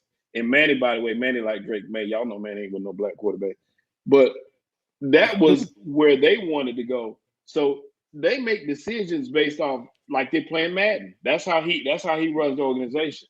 And my thing is again, I'm going to the franchise because of stability. Because they've gone through how many head coaches in the last few years? How many offensive coordinators? Like how was Bryce Young even supposed to to me at this point? I hope that he can get out of the situation and go to Miami. I hope Miami can offer them a 5th, 6th round pick to get Bryce Young. Mike McDaniel knows how to work. Mike McDaniel. I know this may be a pipe dream. I'm just saying, like, nobody wants it. Well, Bryce Young will be good in New York Giants. No, he would not. New York, Cleveland. Let's not do this because he's a black quarterback and try to act like he would be good. He wouldn't be good anywhere. We seen that shit at Alabama. We know he's not a good quarterback. I don't agree with that. He's not that bad. Carolina, he is that bad. Like, stop. Carolina is. Hold on, Q. It ain't Carolina. It's Bryce Young. Can you name a good Carolina? Hold on. What are we talking about? Spike. Let me ask you this question directly. So you feel that any quarterback can go to Carolina and have some level of success? No. I feel like if CJ Stroud. You already answered. Let me answer your question. No. I got another question for you. Because you already answered. I ain't answering the first question, though. But you said no. That's all I need. Okay. Just one word. Right. That's all we need. Right. You said no. Do you feel that? The quarterbacks that have recently left Carolina have had success, correct? No. I don't know who you're talking about. What quarterbacks you talking about? Baker Mayfield and Baker. He's 2-0. They're 4-0. 2-0 in Minnesota. What are we talking about? Like, we're not going to say his career has been reinvented. Like, nah, we're not going to do that. But at the end of the day, I still don't believe he's good. I don't believe Baker Mayfield good. But they have had success outside of Carolina, and we all agree that an organization can make or break your career. And what we're seeing is that for the last 3 quarterbacks that have been the quarterback there, they've all looked like trash. And 2 out of the 3 are now having success. Even if it's short-term success, they don't look like what they look like in Carolina. That's fair. That's fair that you say that, FIFO. But what I will say about Bryce Young, not hating on that young man at all, but he doesn't have any of the physical attributes to be a professional NFL quarterback. He's too small. He don't throw the ball well enough. It was clearly evident in Alabama. I don't even know why they picked him to be the quarterback of that team. Like, he's not good enough. Like, people would say, well, Kyler Murray is small or Drew Brees is small. They have better physical attributes than he has. He's a regular, normal, every day of the dude. It just so happened that I went to Alabama and I look good at Alabama. He can't. He's not. He's not an NFL quarterback. He's not an NFL quarterback. Thank you, Ken. He's not an NFL quarterback. I'll put it to you like this. It's fine to say that. No. Spike. I don't agree with you. Spike, I don't agree with you. I do agree. Real quick, I do agree here. What information do you have not to agree with me on and on? Because he's never played a good NFL Carolina. Because he's in Carolina. Come on, y'all. Everything that Shelton said. I've seen him in Alabama. The only reason he was good at Alabama is one at a time. One at a time. Ain't no point in talking over each other. Go ahead, FIFO. Real quick, FIFO. The only reason that he was good at Alabama and they even considered him is because he was at Alabama. If that guy had been in any other college in the United States, he would have got drafted. That's not his fault. And at the end of the day, you asked me a question. I don't disagree that his physical intangibles, it may not be at the same level as every other quarterback in the league. I'll give you that. I'll give you that. But at the end of the day, there's nobody that can succeed in that cesspool we call Carolina Panthers. The same way that Justin Fields right now is 2-0, and in Chicago, FIFA, different organizations, Spike. FIFA. With some of those other quarterbacks you guys keep naming, at least you saw something, right? You saw something. Thank you, Ken. You don't see shit with Bryce Young, bro. Shit from Bryce Young. I mean, bro, Even with the trash teams, they were still able to be inept on the field. Bryce Young can't even get to inept. I feel you, Ken. But at the end of the day, if that is, I don't disagree. Again, he has, and you know me, I'm all about the arm talent. I'm all about show me something. You ain't got to. It's not about wins and losses. What has he shown in the league? What has he shown you? Spike, I said I don't disagree in that aspect. In the physical tangibles, I don't disagree, but I also know that he doesn't have a chance to show you anything because of the way that team is ran. But I do agree that I have not seen nothing. He hasn't flashed. He hasn't made a throw that's like, oh snap. He ain't juke somebody. He ain't spin. He ain't do none of that. So I don't disagree in that aspect. He's had but he moments, can't win there.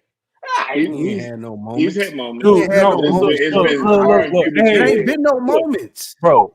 We gotta be real. We gotta be real. Carolina is so bad, dude. Like you cannot name a good Carolina team in any professional sport. Like besides, I mean professional. I'm not talking about Duke. I'm not talking about UNC. We already know what's going on. The Hornets are a fucking mess. The Panthers are a mess. And the reason why the Panthers are specifically a mess is because Bryce Young keep getting knocked around every time he snapped the ball. You can't develop shit when you can't even get to 1 second in the pocket. And Panthers fans who've been watching that team for as long as he's been there know that O-line has been porous. So how am I supposed to say that this young man is terrible at the entire sport versus he just looked bad in Carolina? I watched him at Alabama. He was good in Alabama. He was cooking in Alabama. He was decent. And he benefited from being on the best team in college football. Spike. Okay, no. Let's take that point. I am not saying that the Henry Ruggs, Jared Jeudy, all these dudes that they had on the team did not make him better. But the exact same thing is true for Tua Tagovailoa, and y'all sat up here and said that he was awful. And in the minute that we put weapons around him, your Super Bowl pick, the minute you put weapons around Tua Tagovailoa, he now, minus the concussion, he looks like he is a NFL QB, and he can compete at least every other week. And I think that the Carolina Panthers have not done anything similar to, let's go get a speedster like we got with Henry Ruggs. Let's go get a Tyreek Hill. Let's go get a guy like a Devontae Smith. Let's go get a Jalen Waddle. Let's go get Odell Beckham's corpse. Let's go get Mostert, all these people to put around Tua to make him look like he's somebody. And Bryce Young has not gotten the opportunity because the minute he snaps the ball, they're on him, and he's already small. So, yes, he needs a lot. A lot of QBs, as we're going to talk about hopefully with the Eagles soon, is a lot of these QBs need all their horses to win, like Brock Purdy. They need all their guys because of everything that Tom Brady has told us about pre-snap. People are not smart pre-snap. People are not in programs anymore. And even with the tutelage of a Nick Saban, he is still deficient in the physicality factor that he needs the help with the talent. The thing that Bryce Young scored highest was his IQ, was his processing ability. You can't process when you got Max Crosby, Myles Garrett, all these dudes in your face within a millisecond you snapping the ball. I'm not even going with Q's point, but I don't all the right way disagree with it. My thing is this: stability at the head, at the coaching staff positions is where I'm starting out first. Y'all know me. I don't go at players and all that stuff all the time because sometimes we have to just go at the organization. He has not had a stable coaching staff or anything to learn the game of football. If we're talking about taking, someone mentioned it on one of the sports talk shows that Bryce Young didn't even play. He only played one series in the preseason this upcoming year, which means that he has, if we're talking about Joe Burrow, Lamar Jackson, all them looking, and even Patty looking rusty because of no preseason, think about what that's doing for the development of Bryce Young, let alone the inconsistency at the coach staff, because the coaches get fired every season, basically based off of what Sheldon is saying from the owners down. So to me, that's where I look at first. And then on top of that, they gave up so much of their draft picks that they literally cannot surround this man with any talent because no one's signing to Carolina off of free agency, of course. They just traded away one of their best defensive players to the Giants and got back, a fourth round, third round pick for it? Like the stupidity of this organization when it comes to building a competitive football team is where I'm putting a lot of blame on. I don't even know if I can truly grade Bryce Young as a QB with everything that's going on with him.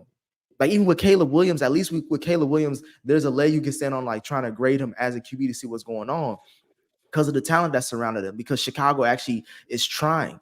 With Carolina, it's like you can't even say they're really trying to help this man out. So to me, I'm like, let's move off of him at this point. All right, well, it's incomplete. he's a bust in Carolina. I'll say that, Ken, but I don't think he's a bust overall. I appreciate the alley because that's Nets. The Chicago Bears lost to the Houston Texans 19-13 on Sunday night football with Caleb Williams once again not throwing a touchdown, but he led a scoring drive that produced a touchdown. Do we need to reconsider our expectations of young QBs coming into the league and being immediate contenders? So far this season, Caleb is averaging only 133 passing yards per game with a completion percentage of 55%. Yeah, man. We've been saying this. Like Tom Brady, like I just said, Tom Brady, it's gonna be prophetic for as long as the college game is degraded the way that it's going. There's the lack of programs, the lack of tutelage that you're getting pre-snap. A lot of these QBs do not know how to read defenses. They really just don't know how to read it. They're only going off script and they're going off of tendencies that their coaches are telling them the defense is going to do. Oh, yeah, can you read a basic blitz? Cool. Can you read basic cover two? Cool. But once guys like, Brian Flores start disguising shit, not Vic Fangio, terribly, not him. Once you have Spagnuolo, yeah, that's what I'm saying. Spags. When you have guys who start getting freaky there, but like I'm talking like Diddy freaky with the defense, it's like ain't nobody Diddy freaky. You know what I'm saying? Like you start getting really confused, man. Like so you see people like Peyton Manning talking about this. Like these young QBs are struggling pre-snap. And this is not only going to hurt when you're talking about young guys that you expect to come in. Patrick Mahomes sat for, 1 or 2 seasons? So even the greatest by some people standing on this panel, like, no, bro, we going to have a conversation about they're not really teaching QBs the full scope of the game. Let me interject real quick, too. Like, it wasn't just a season or two ago where Pat Mahomes says, like, I'm just now understanding pre-snap. Right? Exactly. Like everything that Pat Mahomes did was because of his physical prowess and his just ability. You know what I'm saying? But it wasn't pre-snap. He just got that a season or two ago, right? Mm-hmm. And we're talking with Andy Reid. Yep. We're talking with Andy Reid. So when we talk about the Bryce Youngs of the world, when we talk about the Caleb Williams of the world, we talk about all of these young quarterbacks, it does take time. They're not going to come in and just be world beaters day one. They can flash. We saw Caleb Williams flash in the preseason. We were like, oh, snap. Okay, cool. And we even seen him flash in week 2 versus week 1. Week 1, man didn't even throw 100 yards. You know what I'm saying? He made some plays. At the end of the day, with these young quarterbacks, the most fair evaluation is, are they getting better week to week? That's all you can expect from them.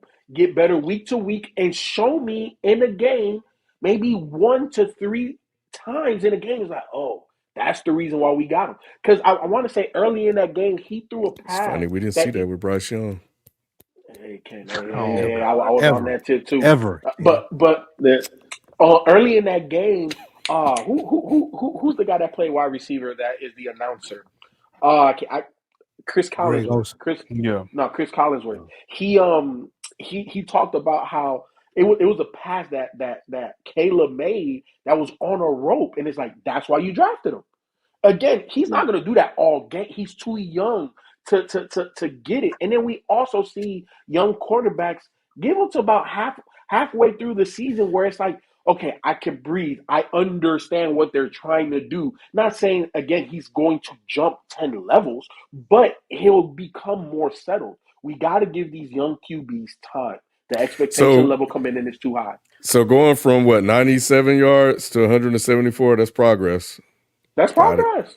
It's slight progress. There's progress. There's progress. He was a better game too, didn't he? We're spoiled by the high yardage from certain people. What would you say to the young quarterbacks to pick it up early, like CJ Stroud, though? But like he's just special. He's just special as hell. Yeah, there's it's far and few between the like that now, Spike, in real life. And with the NIL stuff going on with the business of football now in the college level, it's going to be even more. Who is that on, though? I don't mean to cut you off. I'm sorry, Kelly. My question is, who more is that on? So, like, if I take Shedeur Sanders as his first pick, do I expect him to come in and be like CJ Stroud, or do I expect to have to teach him what to do? You got to teach them up. He learning shit in Colorado. No, but you know what? He really is. But I expect him to be closer to CJ Stroud. And the only reason is I'm looking at his dad like, you've done this before. So you need to have your son working with somebody that can get him there. So I would expect that from him. I agree with Sheldon. That's y'all crazy. That's idiotic, which is the whole reason why the question is. Why is that idiotic? Because you've seen CJ Stroud do it. You've seen him do it. Why is that idiotic? Hold on. Can I finish before y'all ask me all these other questions? Yeah, go ahead. My thing is this.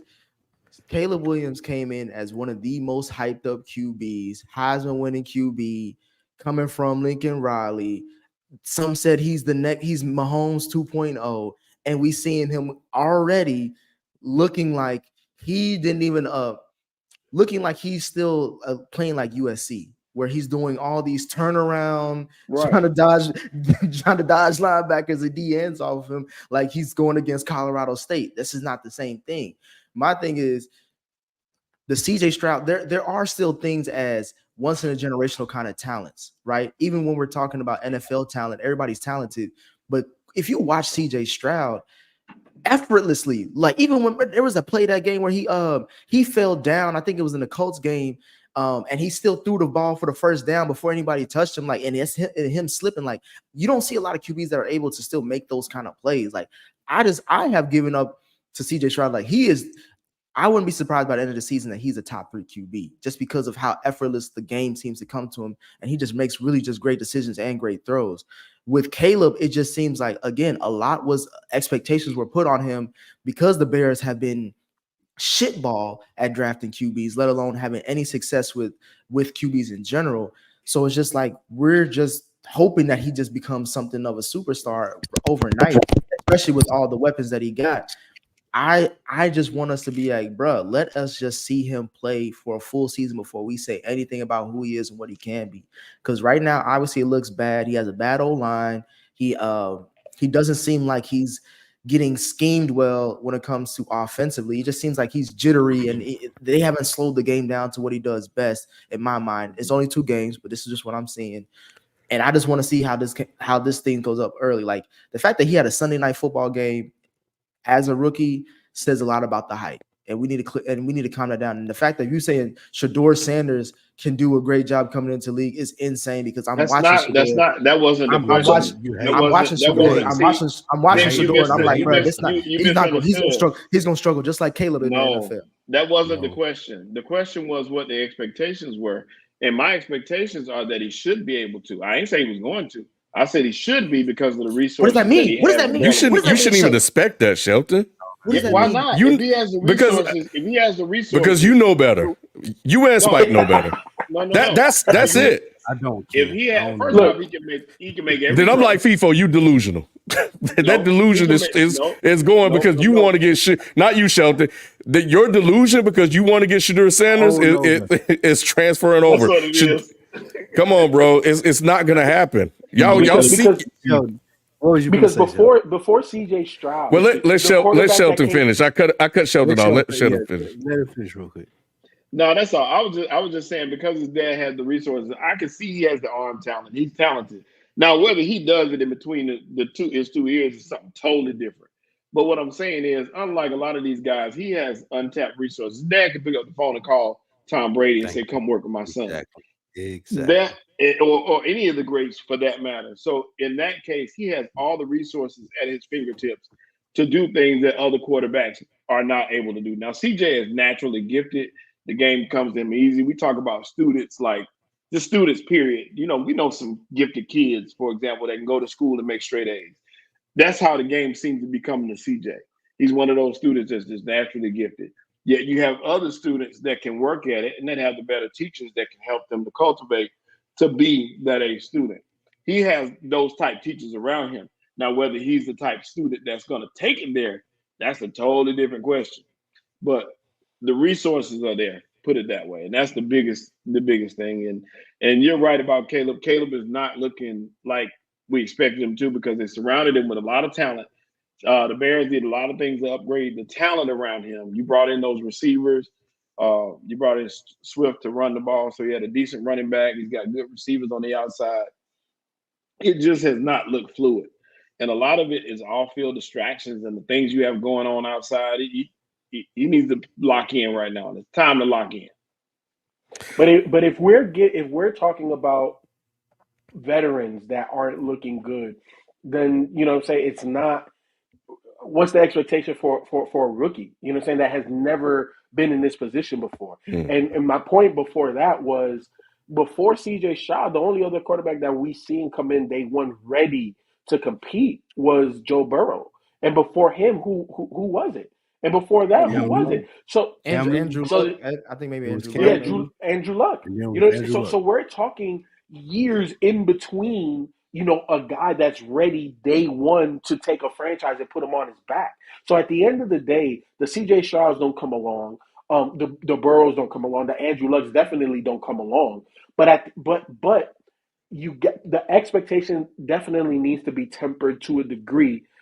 But my thing is this, and I've always said this, and I stand on this: do you flash when you're a young player, regardless of position? Do you flash?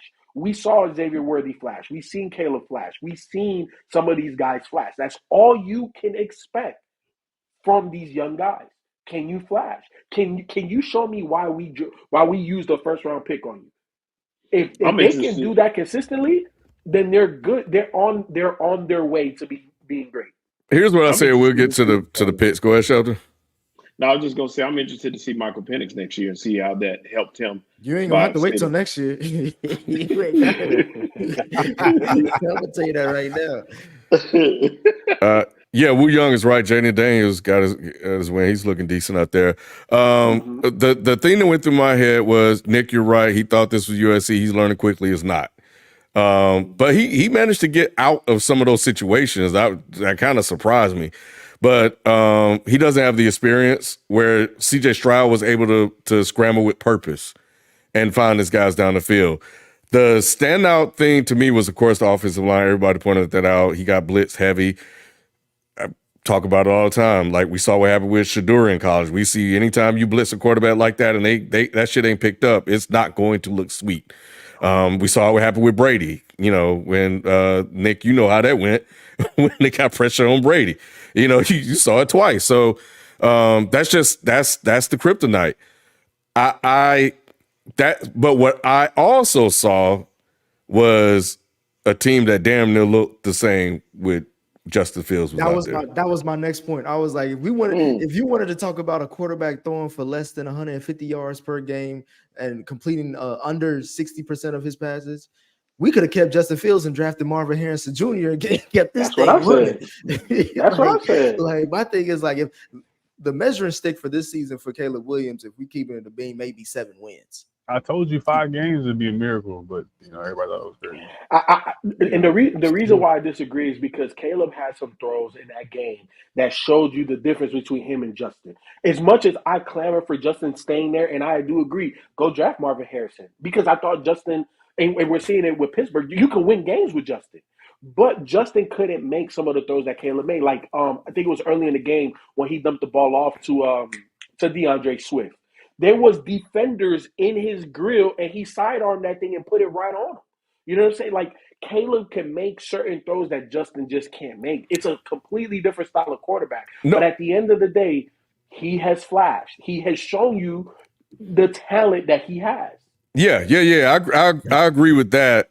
What I'm saying by that point is that there's a coaching problem 100%. In Chicago and an organizational problem. Y'all want to talk about a real bad organization 100%. With a talented quarterback. That's Chicago right now. Oh, okay. That's true. There is a coaching problem. I would love to ask all of these guys that just said that, though. Y'all would take Justin Fields over Caleb Williams? I didn't say that. No. Okay. Got you. I'm just saying that you might get the same thing if the coaching and the organization doesn't do. They surround it with talent, but the offensive line and the coaching looks like it's going to be a problem, and they got to resolve that. Weekly picks. What are we looking like? Weekly picks for this week. Wait, hold on, Nick. Before you go, I gotta give my soliloquy. Don't listen to that man if you're trying to win some money. Because look at when that man 2-6. First of all, if it wasn't for the Burrow fumble, I'm 3-1 like the rest of y'all. You know what I'm saying? Hey, all I hear is excuses. If was a field. I just hear excuses. We'd all be drunk. All I'm just saying is, hey, look, that's why I'm drinking tonight. Joe Burrow has to do more. Joe Burrow has to do way more. He does. You got to protect the football. You got to do way more than that. Everybody went 3-1 except for me, just because I think we all missed on the Jacksonville Cleveland game. Hey, Jay, bullshit. Hey, Ken. At this point, I don't know if it's Doug Peterson or Trevor Lawrence. They both goofballs at this point of the season. So we'll see. Again, I'm on Trevor Lawrence, or I'm on Doug Peterson watch this season. I already know kind of what Trevor Lawrence is based on what we're seeing. But overall records right now, Ken is in the league. After that, we got Shelton, then we got FIFO, and then Lou. And then I'm in the doghouse right now. As for the viewers' choice, y'all ain't shit either. I'm gonna make sure I call y'all that. Y'all are 2-4 because y'all didn't pick any of the games right for the Tampa Bay Detroit game, the Ram AZ game, or Ram Cardinals game, and the Atlanta Philly game, which ended last night, which was a crazy ending for Kirk Cousins. We're gonna get to it. All right, we'll get to it then. But moving on to this week with the picks. We have starting off. I don't know which game you're gonna pick first, Jalen. But yes, so we have this was in the chat. It was a controversial game that I selected that Lou cussed me out about. And he was like, nigga, we got two of those teams, and you picking this game for us. Nah. So I switched it out because I was trying to save this because Ken, you were almost beating me a week earlier to talk about Jim Harbaugh.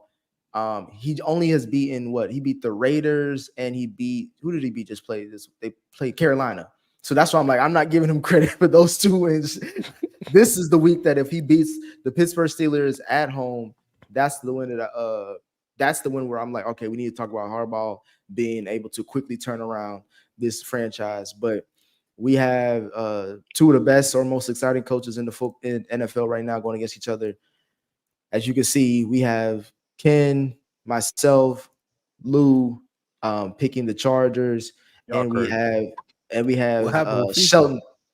FIFA ain't turned his picks in. That's why you got that. Yeah, that was late. But I picked the Chargers too. So we got everybody but Shelton picking the Chargers. So Shelton and Q, why are y'all going on that direction? Because Mike Tomlin's better than what's his name? Like what? Yeah.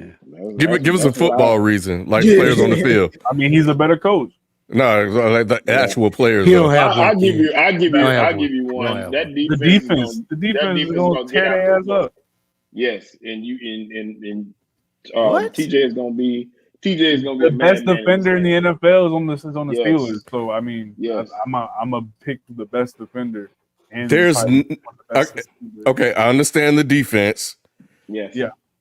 They did that last week against a rookie, and Sean Payton got some problems. He got some things he's gonna need to address. Because he's so overrated and he's being exposed. But and I don't think Sean Payton's a good coach. Fields made some good throws, but they had a lot of bad penalties that killed some drives. So one of the guy had 3 penalties. The left tackle, they had the bench. Bryce Young. Yeah, they did. I don't know especially if Fields is starting, if they're gonna have enough to win that game. They got enough offensively. Y'all trust Justin Herbert? Yes, I trust Harbaugh. I don't know. You ain't gotta, so when I bring up Tomlin, you want to all right? See, there's a little trend going on this show. I mean, the election season. I ain't saying I know who y'all gonna vote for. Narrative, that's the a way crazy y'all act, narrative you're trying to paint. I mean, that's 4 more years. I don't understand. I gave credit to Tomlin first week for beating Atlanta when I didn't think he was going to beat Atlanta on the road. I gave credit to Mike Tomlin. But Nick, you wasn't smiling doing it, so I ain't really. I don't need a smile for that nigga. You know what I'm saying? All I'm saying is that right now the Steelers. Hold on. Before you go, Lou. Before you go, Lou. The Steelers are averaging 15.5 points per game so far this season. What that mean? You think that's gonna be enough to win they're averaging 2 wins. They're averaging 2 wins. Yeah. If you think that's enough, that's gonna beat Jim Harbaugh. Clearly, even if you got Joe Burrow on your team, it ain't gonna mean shit. So I mean, Justin Fields doing all right? I mean, if you want to play against the Falcons in Denver, then yeah, we could talk about different schedules. I mean, the Falcons just beat the shit out of my team, so they didn't beat the shit. Y'all gave that game away. No, they beat the shit out of us, bro. That defensive line was terrible. Moving on, we have probably the game of the week going into season week 3. We have the Philadelphia Eagles. I believe they are we have the Philadelphia Eagles traveling to New Orleans to play the Saints. Logo from FIFA is crazy. And we have I picked the Saints. We have everybody but Shelton picking the Saints. Shelton, why are you picking the Eagles, especially after yesterday? I'm seeing that game as a wake-up call, and I'm also looking at Derek Carr like this can't continue what he's doing. I think that they've started the year super hot, but I don't think a wake-up call for who? A wake-up call for who? The Eagles. I ain't co-signing in that show, but I love, trust, and belief, but I ain't co-signing that. It's about to be. They finna fire Nick Sirianni. Like Nick Sirianni, he's about to lose his job. This is about to be, and the Saints are about to beat them, and it's gonna get ugly in Philly. This was a tough game for me to pick, though. I'm not gonna lie. This is a tough game. Because both of these teams could easily be fake as hell. Well, my thing is this: when I saw that Eagles game against the Falcons, they didn't have no pass rush, and I'm not saying that Derek Carr and the Saints are legit, but I am saying that they are hot right now. And if you're not going to get no pass rush, we saw what happened with the Cowboys. You ain't get no pass rush, you're going to get 40 put up on you. And the Eagles have struggled since last year. They're not a juggernaut like they should be offensively, so I don't trust that aspect of them. They don't have a pass rush, and the Saints are hot. I'm picking the Saints. My thing is, hold on. Let me say this real quick. I just want to say this real quick, and I'll let you get it. Go, Nick. People has a great point. The Eagles have no pass rush.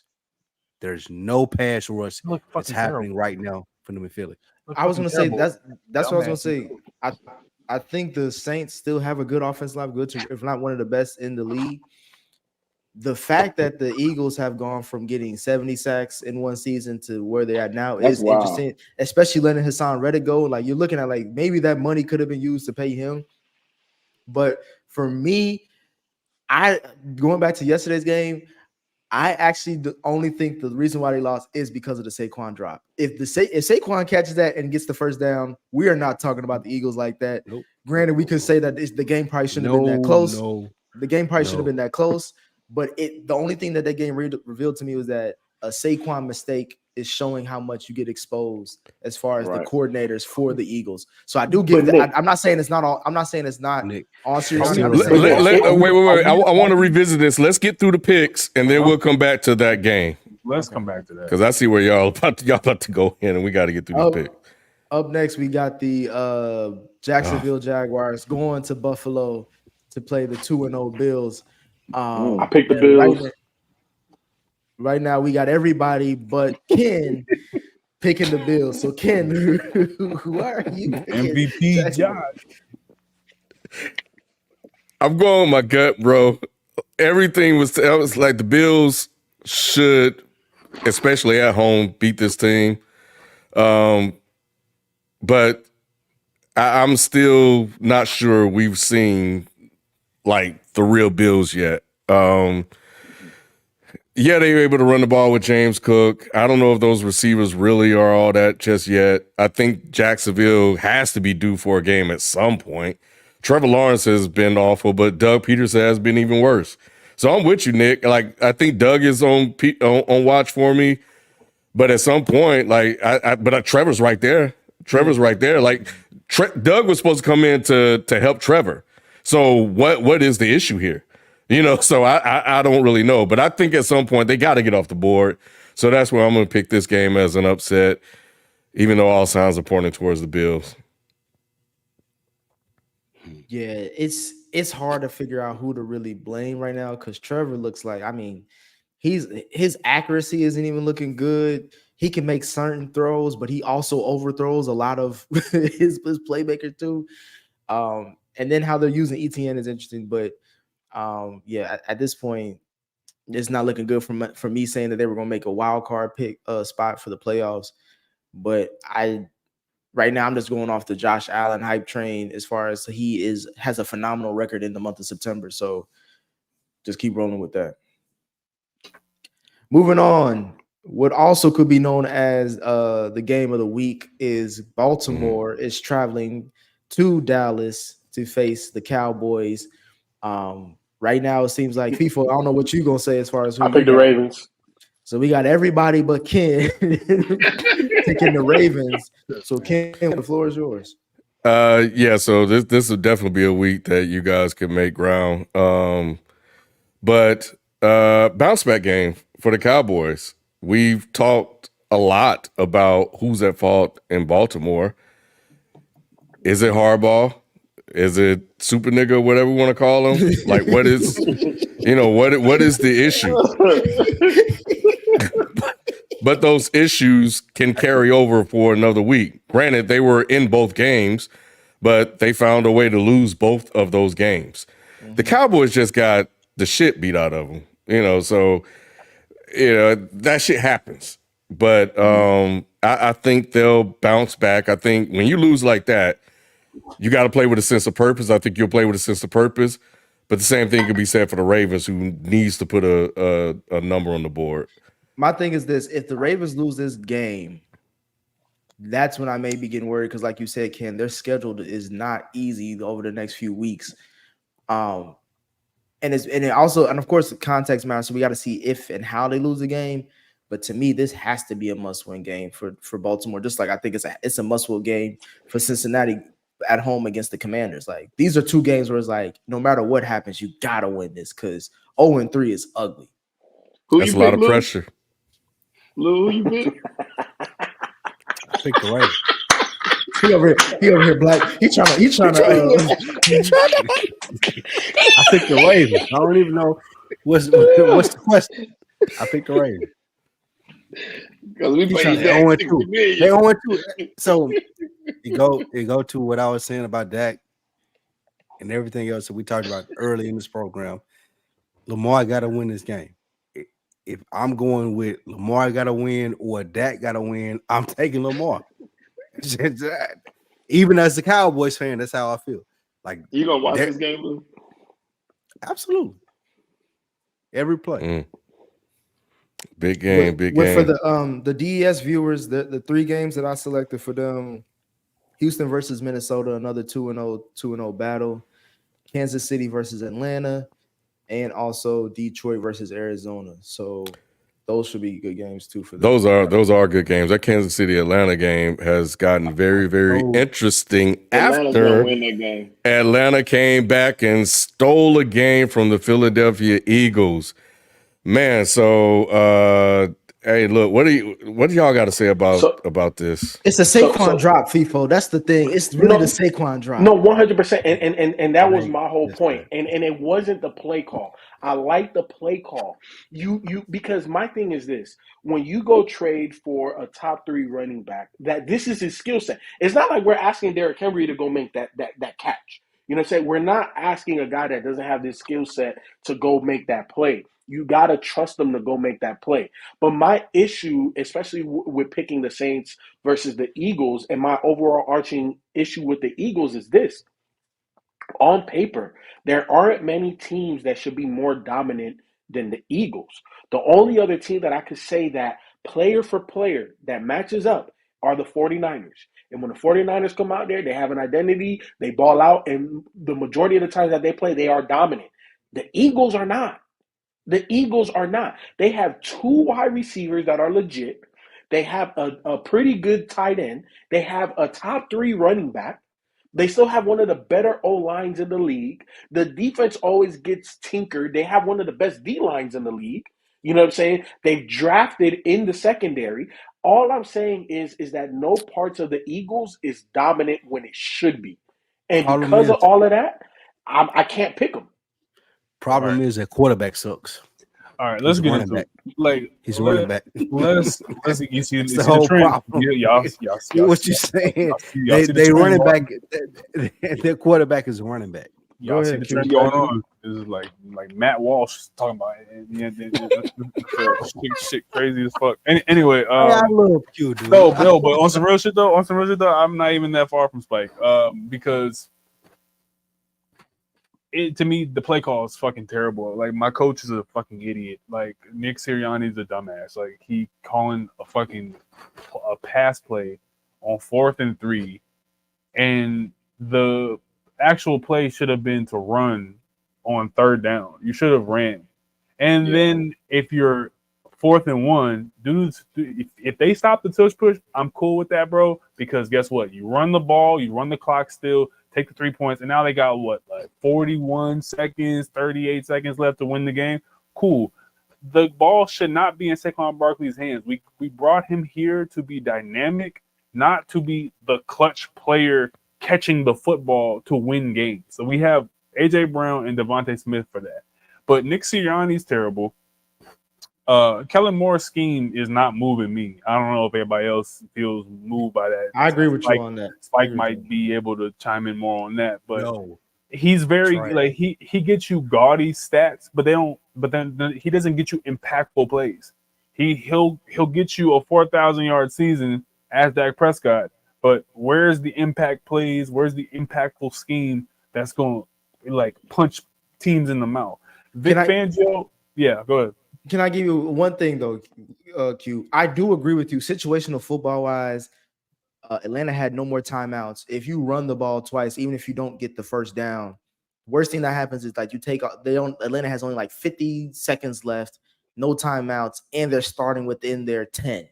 You know what I'm saying? So it just makes it worse. That's huge. However, I will say, schematically for that last play, Saquon was wide the fuck open, and the ball literally. Now, granted, the worst thing that can happen in that situation is obviously a drop pass stops the clock with over a minute left, so Atlanta can even just get more into their bag. And we've seen. I told y'all years ago, I'll say it every year, the Eagles secondary gets cooked. We seen Juju Smith-Schuster cook the secondary. So I'm not surprised Drake London hit him with a little and then shot up the joint. Look. He did. Look. And that's what I'm saying. Vic Fangio's scheme looks like shit. I haven't been moved these past 2 weeks. It looks really bad. And where we are in contention for all 3 of these motherfuckers to get fired by the end of the year.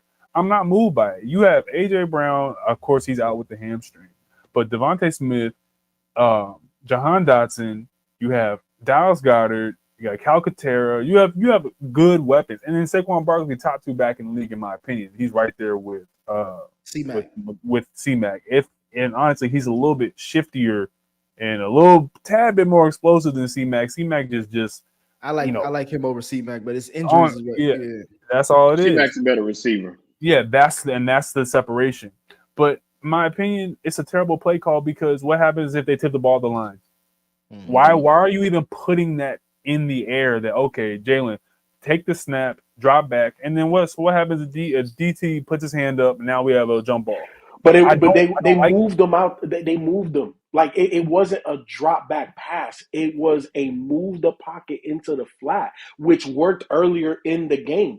And it's not like the play call was a bad play call. The nigga was wide the fuck open. I'm still not putting my running back in that position to win the game. But we're talking Saquon. Don't say running back. We're talking a top. We can talk Saquon running back. It don't matter. No. It does matter. I'm not putting my running back in that position.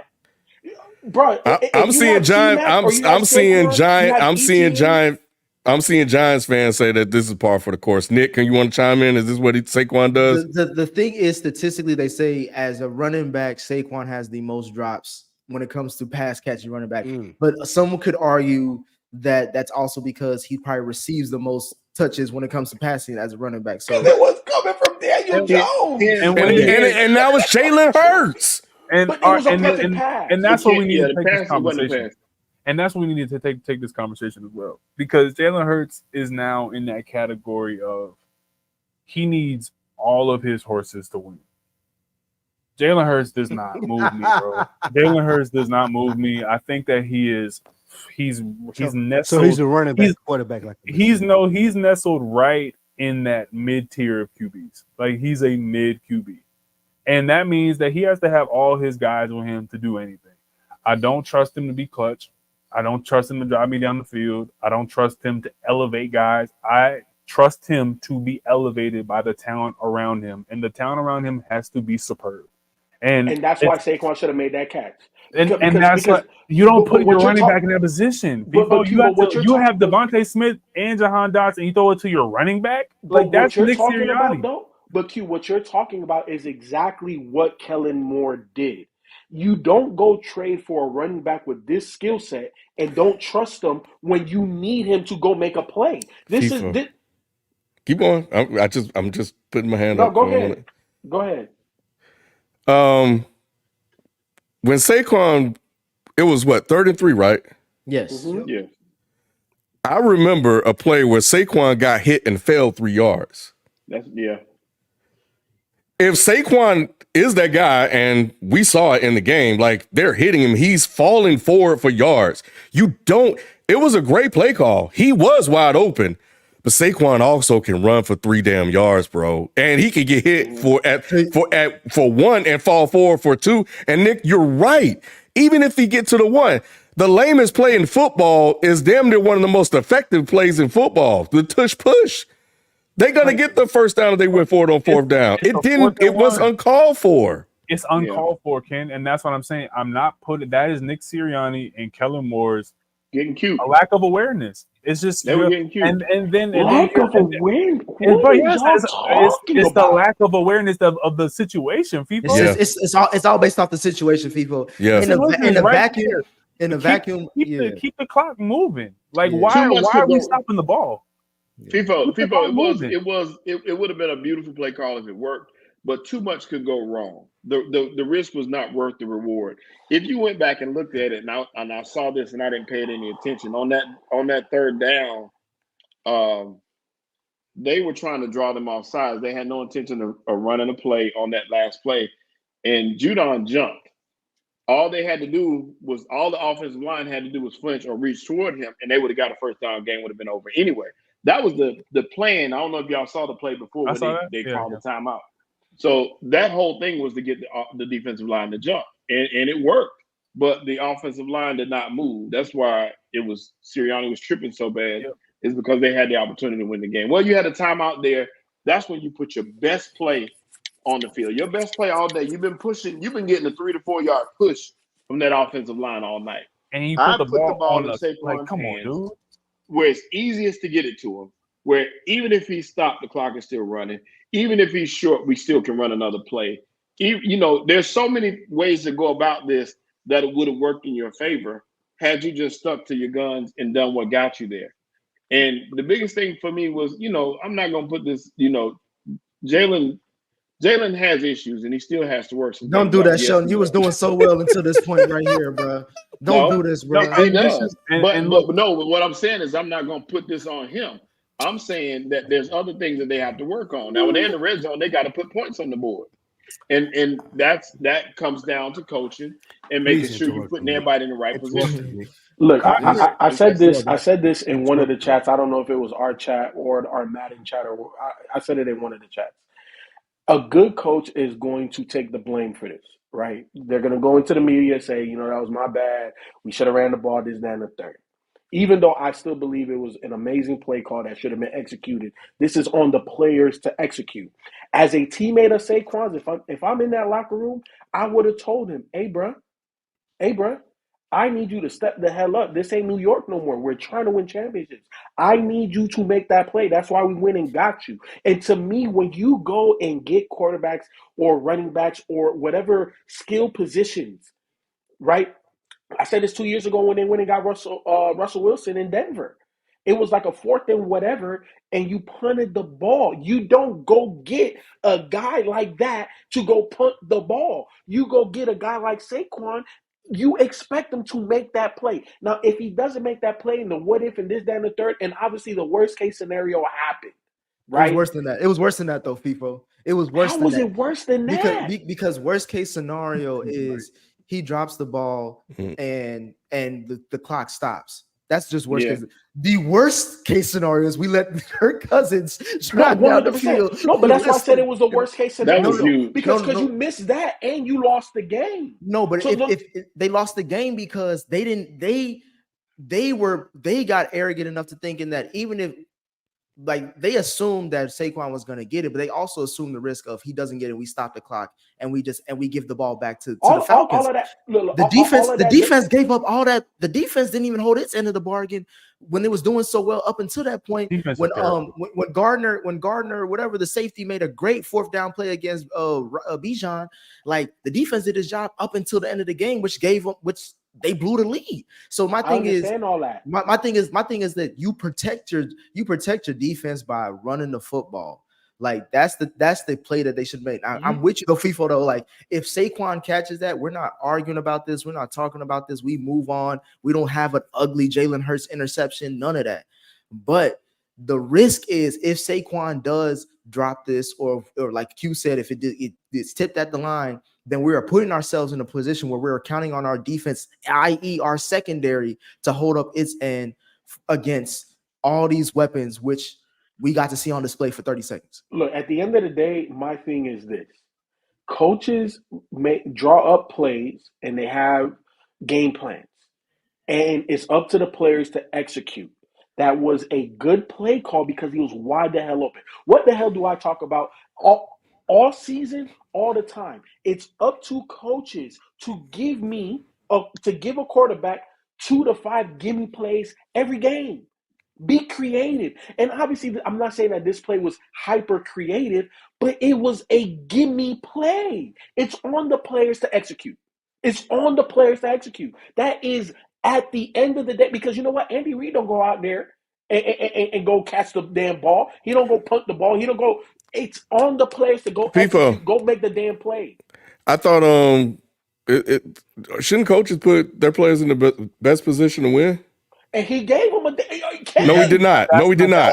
He did not give the Eagles the best chance to win, bro, because they didn't win the game. Disagree. And this is where we disagree. You got to go execute. You got to go make he's a running back. It's situational awareness. It's Saquon Barkley and Derrick Henry. How many? He's a running back. Nick just told you he leads the running backs in drops. Because he had Daniel Jones as his quarterback. Okay, and Jalen Hurts is not in the top 5, 6, 7 QBs in the league. So clearly you need help. So help your players by hand the ball off on 3rd and 3 or whatever it was, or 3rd and 5 or something. It was 3rd and 3. This is 3rd and 3. Get two. Y'all It's not not in the moment. Yes, I am in the moment. I promise you in the moment. Execute the play. No one said FIFA. Wait. Hold on. We all said it was a good play call. We all see. I did it. I said it was a shit play call from the minute. Well, let me take that back. Because I said it was an idiotic. I said it was an idiotic play call. It was an idiotic decision by him. I think I said in the chat. The play worked. He dropped the ball. My thing is, though, situationally, it wasn't the smart decision to do, and you put yourself in a situation. It just didn't make sense. That's a fine play call for the second quarter before the half.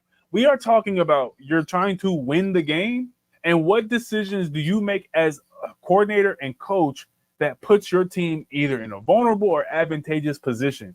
The advantageous position is to keep running the ball because you signed the motherfucking running back. So I'm going to run the running back instead of throwing to my running back to win the game. Next year, you look stupid. It's a stupid decision. The risk has to be worth the reward. It's a dumbass decision. It's indefensible, Sheldon. It's indefensible. Yeah. There's nothing to even say about this. Why are you signing a running back to catch the ball to win the game? 100% disagree. Because we're not throwing to Derrick Henry. We're not throwing to guys like we're throwing to a top 2 running back. Why are we throwing it at all? The Falcons have no timeouts. Why are we throwing the ball at all? The Falcons have no timeouts. That's the biggest thing. The biggest thing that we have. They have no timeouts, and you have 2 downs to do something. So, Saquon, we're gonna run. We only got 2 yards. Okay, now we have 4th and 1. If you really want to be ballsy, all right, let's do a tush push. If they just happen to stop it miraculously, All right, bro. Still got to the drive clock the length is of the still field. moving, and now you got to drive 90 yards with 38 seconds left. Catch the ball. Instead, you kick the ball off by doing that. Frozen clock, and Kirk Cousins has all day to throw, call his mama, do whatever. And now he goes down the field picking you apart. Darius Slay's getting cooked, and then now what? You're relying on your quarterback to take you down the field, who ain't never did that shit ever. That secondary made Darnell Mooney look like Jamar Chase. Like, come on, dude. They did. Hey, but you know what, though, know your Nick, personnel. you know what, though, Nick, though, in all fairness to the secondary, and I'm not shooting too much. Don't do this. Cut his mic off. You gotta have Nick. You gotta have some sort of a pass rush. Thank you. I ain't want to hear all that shit. Nobody want to hear that shit, Sheldon. Immaculate insight, Sheldon. Thank you. It is. If you have no pass rush, what defensive backs are gonna hold up? Come on, man. I agree with Vic Fangio's scheme, which looks like shit. You can't expect the back end to hold up when you're not generating no pressure. Bryce Huff looks terrible. Bryce Huff is wearing 0, and he looked like a 0. You have what's his name? Josh Sweat looks awful. You can't, like, Jalen Carter's getting disciplined because he late to team meetings, going to Wawa and shit. I don't know what the fuck is going on, but this is not a good defense, and the offense should be gargantuan without AJ Brown. And this is my problem with Jalen Hurts, and I'm gonna let y'all go. We can end the night. Jalen Hurts is just staring down one receiver the entire time, and that is a problem, bro. That's a fucking problem. Devontae Smith is so good that he looks like, okay, the offense is functional. But in terms of Jalen Hurts and his just awareness and his anticipation, Jahan Dotson was wide open on multiple times. And I'm just like, he's wide open. Get him the ball. Dallas Goedert gets 2 receptions. What are we doing here? Calcaterra is getting more receptions than Dallas Goedert. What are we doing here when Devontae Smith is the only person that you can throw to? And that's my problem with Jalen Hurts, is that he's like, y'all know that meme, we changed this broke ass nigga's life. That's Howie Roseman and Jalen Hurts. we changed that nigga's life because he might be Zach Wilson without all these wet weapons, bro. On some real shit. On some real shit, bro. Absolutely not. He didn't have weapons. He didn't have weapons. Real shit, bro. He didn't have weapons his first year, Q. On some real shit, bro. He made the playoffs his first year with no weapons. I'm not seeing it, bro. I'm not seeing it, bro. Jalen Reagor was his leading receiver. I'm not seeing it, bro. I agree about the tunnel vision thing. I do agree with that, but at the same time, we're talking about a runner-up for the MVP 2 years ago. So I'm not gonna go as far as they got Wilson. Film on him now. They got the film on him, and he's regressed back to being okay. He needs all his guys. Like I said, they had Jalen Reagor. Sheldon, since we name dropping QBs, Dak Prescott was a runner of MVP last year. So you feel me? He was. That's why I'm with you. I'm with you, Nick. I don't blame you. Close out. Oh yeah. Hey, all right. I'm gonna read these super chats and we're gonna get out of here.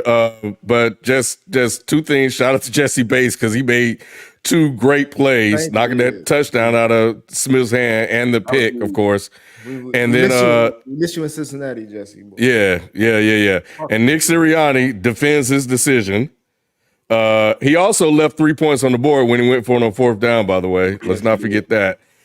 And CK, wait, hold on, let me pause you. And that's the reason why Sirianni is out of there. Because what did I say? A good coach would be like, that's my bad. We should have ran the ball.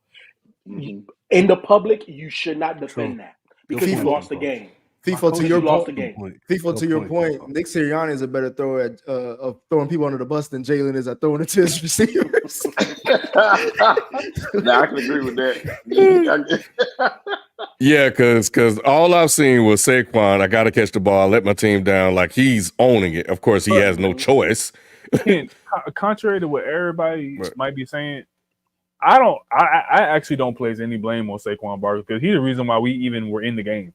Like, he was the engine of the entire team. Like, I'm not gonna give you one drop pass, but oh yeah, you lost the game. No, nigga, y'all rode my legs, the entire game, and now when you expect me to win a game-winning catch now because I make one drop, we lost? No, bro. It's on coordinators first, Jalen second, and then the defense third, in my personal opinion. No. All right. Well, ain't no way you can put the defense third in that queue. I mean, they ran on that defense like. Well, no. If I'm gonna go in on Joe Burrow and all these people, I'm an equal opportunity analyst. Jalen Hurts leaves so much to be desired from the QB position for me with all these weapons. If you give Josh Allen, AJ Brown, Devontae Smith, we talking about a world-beating defense. World-beating offense. If you give, you know what I'm saying, name it, bro. Name all to give CJ Stroud. You know, you see what he's doing with a similar cast. These guys give Matt Stafford this offense. Jalen Hurts, you have no excuse to be putting up what? All they should be dominant. They should bro. be a top 3 offense every year. Come on, bro. Well, speaking of Pauls, top of the evening, everyone. Breaking news following the Diddy arrest. It has been announced that Dave Tepper is being investigated for unconsensually effing the Panthers for years. Wow. All right. And Rob is a Panthers fan, by the way. I wish Rob. Tweets open doors. After 2 weeks, does anyone have a season prediction they regret yet, or are you 10 toes down despite evidence proving otherwise? I'll go first. My Super Bowl pick, even though we still alive. But yeah, I'll go 10 toes. I'll go second. I had the Dolphins. How you 10 toes down and you had Chicago making the playoffs? Chicago still make the playoffs. That's crazy. Chicago still That's crazy. I will say oh my God. I had the Dolphins and the Packers in the Super Bowl. That might be worse than the Falcons. Yeah, I'm about to say, it might be. I'm still 10 toes. The only thing I'm iffy on now is Jacksonville. That's why this Buffalo-Jacksonville game, I'm definitely watching that because that could be the season right there. Hey, yo, Spike, how you feel about the fact that the Hawk Tua girl is gonna be the most famous Tua? Oh my God! All right, snapshot. Shout out to becoming a member. Appreciate your snapshot. Vibes and stuff. Watt, the Bosa's, Crosby, Hutchinson, and Henderson. So many great pass rushers in the era of black QBs. They hunting inwards. Stay woke. That's funny. That is, and I thought about that too. Michael Parsons on watch. Absolutely. Hey, Michael Podcast. Absolutely. The best player in the league, Lou. Ken, are you a Caitlin Clark believer now? I don't think I was hating against Caitlin Clark much. I think I was hating against everybody else around Caitlin. Everyone just move on. Let's move on. Yeah, we ain't got that much time for that tonight. Was I hating on need to start Caitlin? We need to start the next show with that. Wait, was I? Tell me, please. Let me know if I was. Okay, all right, cool. You said great white height. She wasn't all that. No, she's like that. She's like that. Okay, all right. If y'all say so, all right. She can play, but I thought I was more about. Okay, never mind. Anyway, the industry, but never mind. But that's cool. If that was the case, then I'm wrong or wrong. Won't be the last time. Hate to say it, but Lamar needs a real wide receiver number one. Zay Flowers is a great wide receiver, but Lamar needs Jay Jettas, Devontae Adams, or Jamar Chase type of wide receiver to win, in my opinion. Talk to him.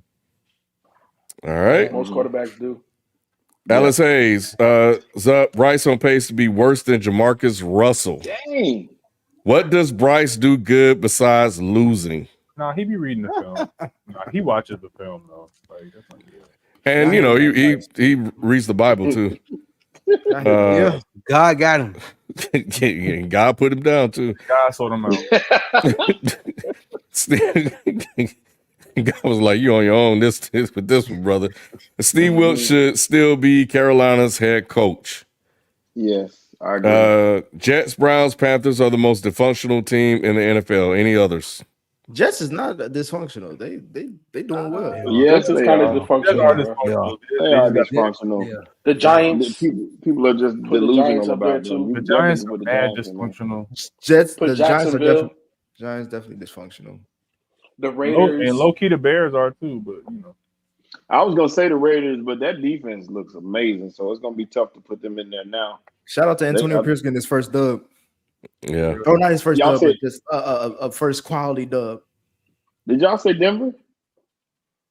No.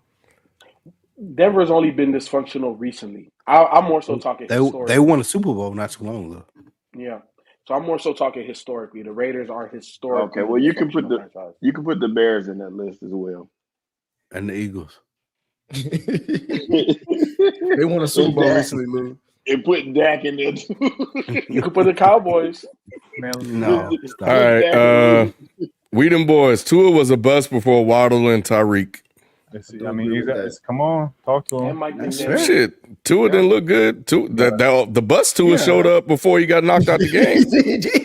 I'm saying that's fair. Yeah, like talk Tua. I agree with Ken. I'll also say this. Shout out to Brian Flores getting the dub over the 49ers. Hey, he may get a head coaching job after all this. Somebody gonna say, "Damn, he was right about Tua." It will. He can't be wrong. Hey, Purdy I think this was the second time they beat him. I think Schultz said they beat him last year. The hot mic caught Purdy telling Flores his defensive scheme was crazy. He ain't figured that shit out yet. But they were still and the 49ers took a lot of injuries in that game too. I mean, that's another underrated thing about the NFL so far, like all the injuries that are happening too to key players. We gonna see if Brock Purdy gonna earn that $60 million by the end of this season. Yeah, we are. You gotta tread water, bro. You gotta tread water. Because both those guys are out multiple weeks. You're gonna be without Christian McCaffrey maybe till week 10. And you're gonna be Debo's out. Trent Williams says he's only 85%. You know what I'm saying? All he got now was George Kittle. And as much as they paid Ayuk, they ain't been targeting that nigga like that at all. I think he said he 85. No, not that was Trent Williams. Never mind. Yeah. Ayuk just looked rusty as hell. So it's just like we'll see how much money he deserved at this season too. Yep. So tough sledding maybe for them guys. Nico Dale, Lamar versus AFC, Lamar versus NFC, and playoff Lamar are all different caliber of player. All y'all right about some version of him if we really break it down. Yeah, that's true. And last two, did y'all talk about Derek Carr, how he MVP this year? Oh no, Tracy G, where you been, Tracy? She was waiting for the Saints to be 2-0 when she gave that. That's what it was. Tracy been missing. Now she back. MVP's got to be by Josh Allen right now. Tracy. Yeah, it does. That's Josh Allen ball. And if it's not him, it's Baker. But you know. Oh wow. FIFO, you might owe Baker an apology. Tracy G, Q is right. Kirk was chilling in the pocket. Chilling. And but that was kind of on that last drive though, right? No, all game. Man. No, all game. Man. He only got touched maybe 3 times total. All game. Oh yeah, they only had 1 sack, but still. Steelers didn't let him throw the ball, man. Steelers was on his ass every play. We was just like, all right, go ahead and throw. It's just crazy how do you go from 70 sacks 2 seasons ago to like what it is now?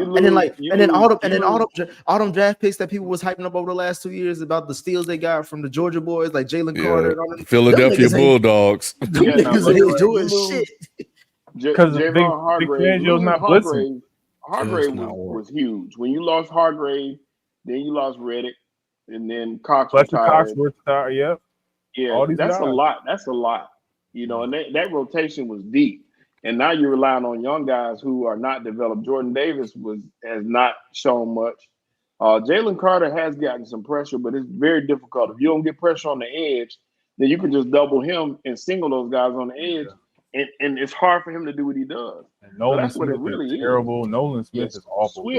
Swift and Smith have done nothing. Huff is Brandon terrible. Graham, if Graham is the best defensive end and he's in his twilight, then you know you got problems. Yeah. Q, you right about what is his name? The defensive coordinator. I heard that he mostly plays zone. He don't blitz. And the one time he blitzes, he gave up that touchdown to Darnell Mooney. Bro, you cannot. I'm sorry. You just as a defensive coordinator, if you refuse to blitz in today's National Football League with how just physically gifted the QBs are, you're just asking to lose games. Like you have to send the house at some point, bro. You got to speed the QB up. All right. Well, that was it. Man, so far a lot of drama in the first 2 weeks of the NFL season. I'm sure more to come. We'll see if everybody on the panel's team win next week. Maybe they'll be a little bit happier next week. Time will tell. But as usual, man, we'll be here to recap it all. So make sure you guys subscribe to the channel, hit the like button, and all that good stuff. And we'll catch you guys next week. We out. Peace. Peace. Glad to help out, Nico Dale.